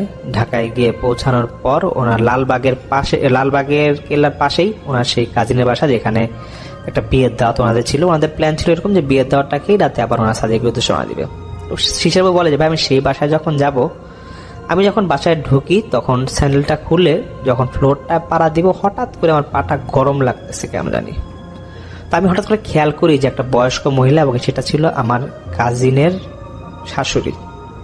এবং আমি জানতাম যে সেই মহিলাটা জাদুটোনা কুফরি করে, এবং সে আমাকে অনেক আগে থেকে দেখতে পারতো না। এটা আমরা জানতাম, ফ্যামিলির মাধ্যমে আর কি জানতাম, যেহেতু আমার সাথে সবসময় জিন থাকতো, এগুলো উনি পছন্দ করতো না। তো শিশিরবাবু বলতেছে যে হঠাৎ করে সেই মহিলাটা আমাকে এসে মানে ঘরে ঢুকতে হাতে এসে ধরে, এবং আমার হাতটা মনে জ্বলে যাচ্ছিল। সঙ্গে সঙ্গে আমি রুমে ঢুকি, আমাকে একটা রুম দেওয়া হয়, সেই রুমে ঢুকি, ফ্রেশ হয়ে দেখতেছি যে আমার হাতের যে অংশটা সেই কাজিনের শাশুড়ি ধরেছে সেখানে পুরো পুড়ে গেছে এবং লাল হয়ে গেছে। আমি আর ভাইয়াকে সঙ্গে সঙ্গে এটা দেখাই, এবং আমার ভাইয়া বলেছে ঠিক আছে তুই রেস্ট নে, তারপরে দেখা যাবে, এগুলা ওই মহিলা এখানে আসবে না, সমস্যা নাই। শিশিরবাবু বলে যে ভাই আমাকে 3টা ল্যাব দেওয়া হয়, যে আমার এতটা জ্বর এসেছিল যে কাঁপুনি বন্ধ হচ্ছে না। আমার ভাইয়া বেশ ভয় পেয়ে যায়। ডাক্তার আসে, আমাকে কিছু ওষুধ দেয় এবং বলতেছে এটা কেমন কিছু না, হালকা জ্বর, কিন্তু আপনার কাঁপুনি কেন যাচ্ছে না বুঝলাম না। শিশিরবাবু বলে যে ভাই আমি যখন এই ওষুধ খেয়ে ঘুম দিচ্ছিলাম তখন দুপুর হবে, তখন আমি আবার সেই স্বপ্নে চলে যাই, যে স্বপ্নটা আমি বাসে দেখছিলাম। সেখানে দেখতেছি যে স্বপ্নে আমাকে 4জন মহিলা মুখে পাতলা কাপড় দিয়ে মুখটা ঢেকে রাখছে, এবং আমাকে পুরাটা রাজ্য বা যে প্রাসাদ আছে সেগুলো ঘুরে দেখাচ্ছে। এবং দেখাতে দেখাতে একটা লোক আসে, এবং এই লোকটাকে আমি প্রায় সময় স্বপ্ন দেখি। সেই মহিলাগুলা লোকটাকে দেখেই সালাম দিচ্ছে জোরে, এবং আমাকে বলতেছে যে জোরে সালাম দাও। এবং সেই লোকটা বলতেছে যে শিশিরকে কিছু খাইতে দাও। তখন নাকি শিশিরাপুকে ফল খেতে দেওয়া হয়, এবং তিনি ফল খাচ্ছিল, এবং সেই লোকটা সেই শিশিরাপুর হাতের দিকে তাকায় বলতেছে যে তোমার হাত তো বেশ খানিক পুড়ে গেছে, তুমি যত দূর মানে যত দ্রুত পারো এই বাসা থেকে চলে যাও, এখানে থাইকো না, এখানে থাকার তোমার দরকার নাই। কিন্তু শিশিরাপু মানে একটা কথাই, যে এই লোকটা আমি প্রায় দেখি, লোকটা কে, কিন্তু শুধু একটাই শুনতে পাচ্ছিল যে বাকি যে মহিলাগুলা ছিল সেই লোকটাকে কাজী সাহেব নামে সম্বোধন করতেছে। যাই হোক, এটা ঘটার পর শিশিরাপু হঠাৎ করে ঘুম ভাঙে, দেখতেছে যে ওই ওনার যে কাজিন এবং কাজিনের শাশুড়ি ওনার রুমে আসছে, এবং এটা দেখার পর উনি বলতেছে যে আমার ভালো লাগতেছে, একটু ঘুমাতে দেন, আপনি চলে যান। সঙ্গে সঙ্গে শিশিরাপুর ভাই আসে, এবং ওনারা ডিসাইড করে যে ওনারা বেশিক্ষণ বাসা থাকবে না, ওনারা নাকি সন্ধ্যার পর পরে আরেক জায়গায় চলে যায়। চলে যাওয়ার পর শিশিরাপু ওনারা ওই বাস স্ট্যান্ডে মনে হয় সব কাজিনরা বা যারা ছিল তারা সন্ধ্যার পর পর মানে 8টার দিকে একসাথে একত্রিত হয়ে ওনারা সেই সাজেকের উদ্দেশ্যে রওনা দেয়। তো পরের দিন সাজেকের উদ্দেশ্যে যখন ওনারা রওনা দেয়, পরের দিন নাকি সকালে গিয়ে পৌঁছায়। তো পৌঁছানোর পরে শিশিরাপু উনি তো ওনার রুমটা পায়, এবং ওনার যে কাজিন বা ভাইরা আছে ওনারা ওনাদের রুম পায়। তো শিশিরাপু বলতেছে ওনার ভাইকে যে ভাইয়া আমি একটু রেস্ট নিব, তোমরা যেখানে ঘুরো, আমার শরীরটা খুব ভালো লাগতেছে, আমার খুব খারাপ লাগতেছে, আর গতকাল তো জ্বর ছিল, এখন দেখো আমি কিন্তু সম্পূর্ণ সুস্থ, তবে আমার খুব ঘুম আসছে, একটু ফ্রেশ হবো। তো শিশিরাপু উনি নাকি ঘুমাচ্ছিল ওনার রুমেই, সাজেকে যে রুমটা ওনাকে দেওয়া হয়েছিল, কিন্তু ঘুমানোর সময় খুব খুব একটা অস্বস্তি লাগতেছিল, মনে হচ্ছিল যে এই রুমের মধ্যে অন্য কেউ হয়তো বা আছে এবং চলাচল করতেছে এই রুমে। তবুও উনি যে ওনার ঘুমের ওষুধ ছিল এগুলা খেয়ে উনি ঘুম দেয়, এবং তিনি আবার দেখতেছে যে স্বপ্নের মধ্যে যে এখন শিব আগের জায়গায় চলে গেছে, এবং বিভিন্ন লোক বিভিন্ন ভাষায় ওটা কথা বলতেছে। মানে এটা দেখে উনি কিছুই বলতে পারবে না, ওনার মানে কথা মানে উনি কিছু বলতে যাবে কি মনে কথাটা আটকায় দিচ্ছে না, কথা বলতে পারতেছে না। হঠাৎ করে একটা মহিলা এসে বলতেছে যে কাজী সাহেবের সাথে তুমি পরিচয় হও, তোমার পরিচয় হওয়া দরকার। তখন সে কাজী সাহেব বলতেছে যে তুমি আমাকে চিনো, আমি কে? তো শিশিরাপু বলতেছে না, আপনি কে? তখন বলতেছে যে আমি তোমার জন্মগত পিতা, আর তুমি যাকে এখন বর্তমানে দুনিয়াতে পিতা মনে করতেছো সে তোমার পালক পিতা, আর তোমার মা যে সে ঠিকই তোমার মা, কিন্তু পিতা হচ্ছে আমি। তোমার সাথে এখন যে পিতা তোমার সাথে যে আছে তোমার বাড়িতে সে তোমার আসল পিতা না। তোমার যে ভাই বোন আছে তাদেরকে আমি তোমার সাথে পরিচয় করাই দিব, তারা এই রাজ্যেই থাকে। শিশিরাপু বলতেছে আপনি এগুলো কি বলতেছেন, আমি তো কিছুই বুঝতেছি না। তখন সে কাজী সাহেব বলতেছে যে তাহলে আমি ঘটনাটা প্রথম থেকে শুরু করি, একটু মনোযোগ দিয়ে শোনো। ঘটনা ছিল এরকম যে তোমার মা তোমার নানা বাড়ির সবচেয়ে সুন্দরী একজন মহিলা ছিল। সমস্যাটা ঘটাইছে তোমার মায়ের দাদা, সে বড় কামের লোক ছিল এবং সে অনেক বড় মাপের একজন হুজুর ছিল সেই অঞ্চলের, যেখানে তোমাদের বাড়ি, তোমার নানা বাড়ি আর কি। তো সেই কাজী সাহেব বলতেছে যে আমি মানুষ রূপে মাদ্রাসায় পড়তাম এবং তোমার মাকে দেখার জন্য আমি খুব পাগল থাকতাম, যেহেতু তোমার মাকে অনেক আগে থেকে পছন্দ করতাম। কোনো একভাবে আমি তোমার মাকে দেখতে পাই। যাই হোক, আমি এরকম মাদ্রাসায় যখন পড়া শুরু করি, কোনো একদিন তোমার নানা বাড়িতে একটা ওয়াজ মাহফিল হবে। তখন আমি তোমার মাকে লুকায় যখন বাড়ির ভিতর ঢুকে দেখতে যাব, হঠাৎ করে তোমার মায়ের দাদা, যে কিনা খুব ধার্মিক ছিল, সে আমাকে দেখে ফেলে এবং সে আমাকে সেই রাতেই ডেকে আমাকে বলতেছে যে তুমি এই বাড়িতে ঢুকতে গেছো কেন, তোমাকে তো আমি চিনে গেছি, তুমি তো মানুষ জাতির কেউ না। তখন সেই কাজী সাহেব বলে, তখন আমি স্বীকার করি যে হ্যাঁ, আমি মানুষ জাতির কেউ না, আমি জিন, আমি মানুষ রূপে এই মাদ্রাসায় পড়তাম, এখন এই মাহফিলে আসছি এবং আপনাদের বাড়ির যমুক মেয়ে আছে, তাকে আমি পছন্দ করি, তাকে আমি বিবাহ করতে চাই। তখন শিশাপুর মায়ের দাদা সে নাকি বলে, এটা কোনোভাবেই সম্ভব না, তোমাকে অনুরোধ করছি তুমি এখান থেকে চলে যাও। তখন সেই কাজী সাহেব যে জিন, তিনি বলে যে আমি তাকে চাই এবং এটা আপনাকে আমি সবসময় আমি ওকে চাবো, আমি এটা আপনাকে আমি বলে গেলাম, এবং আমি যদি ওকে না পাই তাহলে কিন্তু খুব সমস্যা হবে। তো এটা বলার পর 2-1 দিনের মাঝেই নাকি কাজী সাহেব সে শিশিরাপুর যে বর্তমান মা আছে তাকে নিয়ে নাকি নিখোঁজ হয়ে যায়, কোথাও নাকি পাওয়া যাচ্ছিল না। এদিকে শিশিরাপুর মায়ের দাদা তিনি বুঝে যায় যে এই কাজটা এই কাজী সাহেব বা সেই জিনই করিয়েছে। তখন সেই জিনের পরিবারকে ডাকা হয়, পুরা মাদ্রাসা ঘিরে তখন অনেক বড় বড় হুজুর আনা হয় এবং সেই মাকে রেখে যেতে বাধ্য করে সেই কাজী সাহেব। তখন সেই কাজী সাহেব বলে শিশাপুর মায়ের দাদাকে যে দেখেন, আমি কিন্তু এই মেয়েকে বিয়ে করে ফেলছি, আমার রাজ্যে নিয়ে গেছিলাম, আমি ওকে নিয়ে থাকতে চাইছিলাম, কোনো ক্ষতি করতাম না ওর, কিন্তু আপনি কিন্তু সর্বনাশটা করলেন এবং ওর যে সন্তান হবে সামনে, সেই সন্তানটা জিন এবং মানুষের মিশ্রণের তৈরি হবে। এটা বলার পর আর তো মানে পুরা বাড়িতে এরকম আশেপাশে অনেক জানাজানি হয়ে যায়, কিন্তু কোনো একটা কারণে এটা সবাইকে বলে যে এটা যাতে বেশি জানাজানি না হয় যে এরকম ও নিখোঁজ হয়ে গেছিল এই মেয়েটা। যা হোক, শিশিরাপুর নানা ওনার মায়ের বাবা যিনি ছিলেন, তো উনি নাকি তারপর দ্রুত ওনার মেয়ের বিয়ে দিয়ে দেন। শিশিরাপুর মায়ের তখন দ্রুত এক জায়গায় বিয়ে দিয়ে দেয় এবং যার সাথে বিয়ে হয় সেই লোকটাই হচ্ছে শিশিরাপুর বর্তমান বাবা, যিনি দুনিয়াতে বর্তমানে আছেন। তারপর নাকি শিশিরাপুর জন্ম হয়। তো আমি একটা ঘটনায় আগেই বলেছিলাম যে শিশিরাপুর জন্ম হওয়ার সময় নাকি গ্রামে এমন একটা অবস্থা ছিল যে হাসপাতালে নেওয়ার কোনো অবস্থা ছিল না এবং কোনো লোক পাচ্ছিল না, কোনো দায় পাচ্ছিল না। তখন নাকি একটা জিন মানুষ রূপে দায় হিসাবে ওনাদের এক আত্মীয় যেরকম দায় ছিল সেই আত্মীয় রূপ নিয়ে গিয়ে পরে শিশিরাপুর জন্ম হওয়ার জন্য সাহায্য করেন।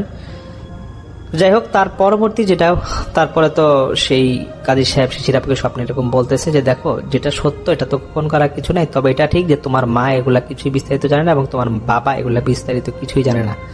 আমার বয়স অনেক বেশি, এই যে এখানে যে রাজ্য দেখতেছো এখানে সবাই আমাকে সম্মান করে। তারপর সেই শিশিরাপুরকে বলতেছে সেই কাজী সাহেব যে তুমি বিশ্রাম করো এবং তোমার বিশ্রামের প্রয়োজন, আমি আবার আসব, এবং তুমি এটা মাথায় রাখবা যে কোনো মানব জাতির সাথে তোমার বিয়ে হয় নাই, তোমার বিয়ে হয়ে গেছে অলরেডি একটা জিনের সাথে, এবং সেই জিনটাকে তুমি মাঝে মাঝে প্রায় সময় দেখো। তো যাই হোক, শিশিরাপুর তো ঘুমায় গেছে। তো হঠাৎ করে ওনার মনে হচ্ছে যে দরজা জানি কি নক করতেছে এবং উনি সঙ্গে সঙ্গে দেখতেছে তখন নাকি প্রায় সন্ধ্যা। উনি দরজাটা খুলে যে বারান্দাটা ছিল, সাজেকের যে হোটেলের যে বারান্দাটা ছিল, সেখানে একটা ছেলে, পাঞ্জাবি পরা ছেলে একটা আসছে, খুব সুন্দর দেখতে। এবং শিশিরাপুর একটাই কথাই, ছেলেটাকে আমি কোথায় দেখছি। ছেলেটা কয়েকটা ফল একটা ট্রের মধ্যে নিয়ে শিশিরাপুরকে বলতেছে যে এগুলো আপনার খাবার, আপনি খেয়ে নেন। শিশিরাপুর আমাকে বলে যে সামির ভাই, আমি মনে মনে এই খাবারগুলোই ভাবতেছিলাম যেগুলো এখন আমি খেতে পেলে খুব ভালো হতো, এবং আমাকে তখন সেই খাবারগুলো দিয়ে যাওয়া যায়। তখন আমি সেই খাবারগুলো খাই এবং আমি যখন রুমে একটু বসে বসে ঘুমাচ্ছিলাম না, বসে বসে রেস্ট নিচ্ছিলাম আম্মুর সাথে, ওনার মায়ের সাথে, উনি তখন ফোনে কথা বলছে। হঠাৎ করে ওনার বড় ভাই আসে এবং আসার পর বলতেছে যে শিশির কি অবস্থা, তো দরজা খোলা কেন? তখন শিশিরাপু বলতেছে যে ভাইয়া মাত্র খাবার দিয়ে গেল আর তুমি খাবার অর্ডার দিছো, ফলমূল খাবার অর্ডার দিছো কেন? শিশিরাপুর ভাই বলতেছে যে আমরা তো সারাক্ষণই বাইরে, তুই ঘুমাচ্ছিস, তোকে ডিস্টার্ব করি নাই, এই ফলমূল তোকে কে দিল? ফলমূল তো অর্ডার আমি করি নাই। শিশিরাপু বলতেছে যে তাহলে পাঞ্জাবি পরা ছেলেটা কে? তখন সেই হোটেলের কেয়ারটেকারকে ডাকা হয়, যারা বলতেছে যে না, পাঞ্জাবি পরা আমাদের এখানে কেউ নাই, আর আমরা পারমিশন ছাড়া কোনো খাবার দিই না, আর আমাদের এখানে তো ফলমূল দেওয়ার কোনো ব্যবস্থা নাই। আমরা তো যেখানে ভাত মাংস মাছ এগুলাই তো আমরা জাস্ট মানে মোট কথা লাঞ্চ এবং ডিনার শুধু এগুলাই দিই। যাই হোক, শিশিরাপু বুঝে যায় বিষয়টা কি, কিন্তু তিনি কাউকে বলেন না। পরবর্তীতে ওনারা কক্সবাজার চলে যায় সেই সাজেক থেকে। তো কক্সবাজারে যেতে যেতে ওনাদের রাত প্রায় 8টা বাজে। তো শিশিরাপু ফ্রেশ হয়ে যখন ওরা বিচের পাড়ে যাবে তখন নাকি রাত 11টা বাজে। শিশিরাপু আমাকে বলে যে ভাই আমি বিচের পাড়ে যখন ছিলাম তখন আমার হাতে মোবাইল ছিল, কিন্তু মোবাইলটা আমি আমার একটা ছোট সোয়েটার ছিল, সোয়েটারে ঢোকায় ফেলি পকেটে। তো কিন্তু আমার একটাই কথা যে এই জিন আমার বাবা হয় কিভাবে, আর আমার জিনের সাথে বিয়ে হয়েছে, মানে ও সবকিছু নাকি ওনার ওলট পালট লাগতেছিল। এবং ওনার একটাই কথা, তাহলে কি আমি সত্যিই জিনের সন্তান, বা আমার স্বামী যে সে কি সত্যিই জিন?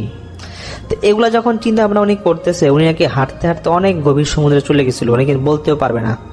হঠাৎ ওনার মোবাইলের যখন রিং বাজতেছে উনি দেখে যে রাত 3:30 বাজে, এবং মোবাইলটা চেক করে দেখে 32টা মিস কল, এবং ওনার হাঁটুর থেকে উপর অংশ মানে বেশ কিছু অংশ নাকি ওনার ভিজা। তার মানে উনি সমুদ্রের অনেক গভীরে চলে গিয়েছিল হাঁটতে হাঁটতে। এটা দেখার পর শিশিরাপুর ভাই উনি শিশিরাপুর দেখে যে আসলে সবগুলো 32 মিস কলটা শিশিরাপুর ভাই ফোন দিয়েছে। শিশিরাপুর তখন তার ভাইয়ের ফোন ধরে, এবং ওনার ভাই খুব জোরে বকা দিয়ে বলতেছিল যে তুই কোথায় গেছিলি, তোকে এতবার ফোন দিলাম, আমরা 5 বার এই মানে বীজটা পুরো চষে বেড়াইছি, তোকে পাইলাম না, তুই কোথায় ছিলি? তখন শিশিরাপু বলতেছে যে আচ্ছা ঠিক আছে আমি আসতেছি, তোমরা দাঁড়াও। তখনও শিশিরাপু ওনার সাথে কি ঘটছে এগুলো কিছুই কিন্তু বলতেছে না। ওনারা তখন ওনাকে তখন হোটেল রুমে নিয়ে যাওয়া হয়, এবং সেই রাতে উনি ওনার ভাইকে কিছুটা আভাস দেয়, বলতেছে ভাই আমার কিছু একটা আমার সমস্যা হচ্ছে, তোমরা আমাকে ফালায় খুব একটা দূরে দূরে যাও না। তো পরের দিন ওনাদের কথা হয় যে ওনারা সেন্ট মার্টিন যাবে, এবং সকাল 7টায় ওনারা রওনা দেয় কক্সবাজার থেকে। সেন্ট মার্টিন যাওয়ার পর যেটা ঘটে যে সকালে ওনার আম্মুকে ফোন দেয় শিশিরাপু, এবং শিশিরাপুর আম্মু বলতেছে যে শিশির তোকে বলতে ভুলে গেছিলাম, আজ কিন্তু পূর্ণিমা, এবং এই পূর্ণিমাতে কিন্তু তুই আগে অনেকবার হারাই গেছিলি, যদি কোথাও ঘুরতে যাস তোর কিন্তু পূর্ণিমাতে সমস্যা হয়। এবং শিশিরাপুর ভাইকেও বলে দেয় যে শিশিরকে একটু যত্নে রাখবি, সে কিন্তু এই পূর্ণিমার সময় হারায় যায়, এবং তোকে খুব কাছাকাছি রাখবি। তো ওনারা তো সেন্ট মার্টিন পৌঁছায়। সেন্ট মার্টিন পৌঁছানোর পর শিশিরাপুর যে কাজিন এবং কাজিনের হাজব্যান্ড, তারপরে যে ওনার যে ভাইয়ের ফ্রেন্ড ছিল, ওরা তো একসাথেই ছিল। সবাইকে একই কথা বলা হয় যে শিশির যেহেতু একটু সমস্যা আছে, ওকে পূর্ণিমার সময় একা ছাড়া যাবে না। তারপর অনেকেই বলতেছে যে আরে সেন্ট মার্টিন থেকে কিন্তু কোথায় যাবে, এটা তো ছোট একটা জায়গা, আর এখানে তো এই হোটেলের পাশেই তো বিচ, ও কোথাও যাবে না, ও আশেপাশে হাঁটাহাঁটি করো। তো শিশিরাপুর ভাই বলছে হ্যাঁ তাও কথা ঠিক, এখানে তো সব আশেপাশে সবকিছু পাওয়া যায়। যাই হোক, শিশিরাপুকে এরকম ওনার ভাই বলতেছে যে ঠিক আছে তুই আশেপাশেই থাক, বেশি দূরে যাইস না, তুই হাঁটাহাঁটি করলে আশেপাশে হাঁটাহাঁটি করিস। শিশিরাপু পুরা সেন্ট মার্টিনটার যেখানে ওনারা গিয়েছিলেন ঘুরতে, আশেপাশে সব জায়গায় ঘুরছে। তো ঘুরতে ঘুরতে হঠাৎ করে উনি দেখতেছে যে সমুদ্রের একটা কর্নার থেকে ওনার ভাই ওনাকে ডাকতেছে, ওনাকে বলতেছে শিশির একটু এদিকে আয়, দেখে যে এখানে কত সুন্দর। শিশিরাপু কোনো কিছু না বুঝেই উনি ওনার ভাইয়ের কাছে যখন যাবে, হঠাৎ উনি কাছে গিয়ে দেখে মানে ওইটা ভাই নাকি ওনার দিকে একবার তাকায়, বিপরীত দিকে তাকাইছিল, আবার যখন তাকাতে যাবে উনি দেখতেছে যেই ছেলেটা ওনাকে সাজেকে থাকতে খাবার নিয়ে এসেছিল পাঞ্জাবি পরে, সেই ছেলেটাই এটা। এবং সেই ছেলেটা বলতেছে যে আমার হাতটা ধরো, আমার সাথে আসো। শিশিরাপু তখন এরপর নাকি আর কিছুই বলতে পারবে না। উনি বলে যে ভাই আমি এমন একটা জায়গায় গেলাম, এটা একটু অন্যরকম জায়গা, এবং দেখছি যে আমি পানির খুব তলদেশে এবং উপর দিয়ে অনেক মাছ যাচ্ছে। এই কথাটা বলার আগে আমি আপনাদেরকে একটু একটা জিনিস বলতে চাই। আমি জাহিদ ভাইয়ের সাথে কথা বলেছিলাম কয়েকদিন আগে, তো ওনাকে বলেছিলাম যে ভাই জিন জাতি কোথায় থাকে, তখন জাহিদ ভাই আমাকে বলেছিল সামি ভাই জিন জাতি খুব গভীর পাহাড় অঞ্চলে থাকে অথবা সমুদ্রের তলদেশে থাকে। তখন শিশিরাপুর কথাটার সাথে আমি কথাটা মিলিয়ে ফেলি, যে দেখলাম যে না আসলে শিশিরাপুর যেটা বলেছে এটা হয়তো অবশ্যই বাস্তব একটা ঘটনা। যাই হোক, আমি তারপর শিশিরাপুর কাছে আবার জিজ্ঞেস করি শিশিরাপুর তখন আপনি কি দেখলেন? শিশিরাপুর বলে আমাকে যে ভাই আমি যখন এরকম একটা জায়গায় আমাকে বসানো হলো, আশেপাশের রাজ্যটা এমন যে আমার মনে হচ্ছে যে উপর দিয়ে মাছগুলা মানে ওরা ভেসে যাচ্ছে, এবং রাজ্যটার আশেপাশে অনেক লোক, এবং তারা যেন আমাকে দেখেই খুব স্বাগত জানাচ্ছে, এবং আমার কাছে সবকিছু উল্টাপাল্টা লাগতেছিল। কিছুক্ষণ পর নাকি সেই কাজী সাহেব, যিনি শিশিরাপুর অরিজিনাল বাবা, যিনি ছিলেন সেই জিন জাতির মধ্যে, তো সেই এসে বলতে শিশিরাপুকে যে তুমি আবার আসছো, তোমাকে আবার স্বাগত জানাই, এবং আজকে তুমি আমার সাথে রাতে একসাথে খাবা, এখানে তোমার খাওয়ার জন্য খুব ভালো ব্যবস্থা করা হয়েছে। তখন যে ছেলেটা শিশিরাপুকে নিয়ে আসছিল, তখন সে কাজী সাহেব বলতেছে যে এই ছেলেটাকে ভয় পাবা না, তোমার খুব কাছের মানুষ, ও কি ওর পরিচয় আমি তোমাকে পরে দিচ্ছি। তখন সে কাজী সাহেব শিশির আপুকে বলতেছে যে তুমি শুধু তোমার মাকে বলবা যে চাঁদ হুজুরকে চিনে নাকি। তখন শিশির আপু বলতেছে চাঁদ হুজুরকে? সেই লোক বলতেছে চাঁদ হুজুর আমি নিজে, এবং আমি যখন মানুষ রূপে সেই মাদ্রাসায় পড়তাম তখন এই চাঁদ হুজুর নামে আমি খুব মানে পরিচিত আমার ছিল চাঁদ হুজুর নামে। এবং বলতেছে যে তোমার মায়ের দাদার নাম কুটি, এটাও তুমি জিজ্ঞেস করে নিবা, কুটি হুজুর নামে তোমার মায়ের দাদাকে সবাই চিনত। যা হোক সেই কাজী সাহেব বলতেছে যে দেখো যা হওয়ার হয়েছে, তোমাকে আমি কিছু নির্দেশনা দিব, যে তুমি দেখো যে অনেক সময় অনেক বদ জিন তোমাকে জ্বালাচ্ছে, তোমাকে ডিস্টার্ব করে, কিন্তু এই বদ জিনগুলো হচ্ছে কাফের জিন, যে জিনগুলো আমাকে দেখতে পায় না, যে জিনগুলোর সাথে আমার দ্বন্দ্ব। এবং তুমি চিন্তা করবা না, এই জিনগুলোকে আমি যেভাবেই হোক আটকায় রাখি, তারা তোমাকে হয়তো ভয় দেখা কিন্তু কোনো ক্ষতি করতে পারবে না। তখন সেই কাজী সাহেব মানে শিশিরাপুর সেই বাবা তিনি বলতেছে যে তুমি তোমার মাকে বাড়িতে গিয়ে বলবা তোমার সাথে আমার সাক্ষাৎ হয়েছে এবং তোমাকে আমি খুব দ্রুত নিয়ে যাব, এবং তোমাকে যেন কোনো মানব জাতির কারোর সাথে বিয়ে না দেয়। যদি বিয়ে দেওয়ার জন্য আগ্রহ প্রকাশ করে তাহলে কিন্তু খুব বড় ক্ষতি হবে, যা তুমি আগেই দেখছো।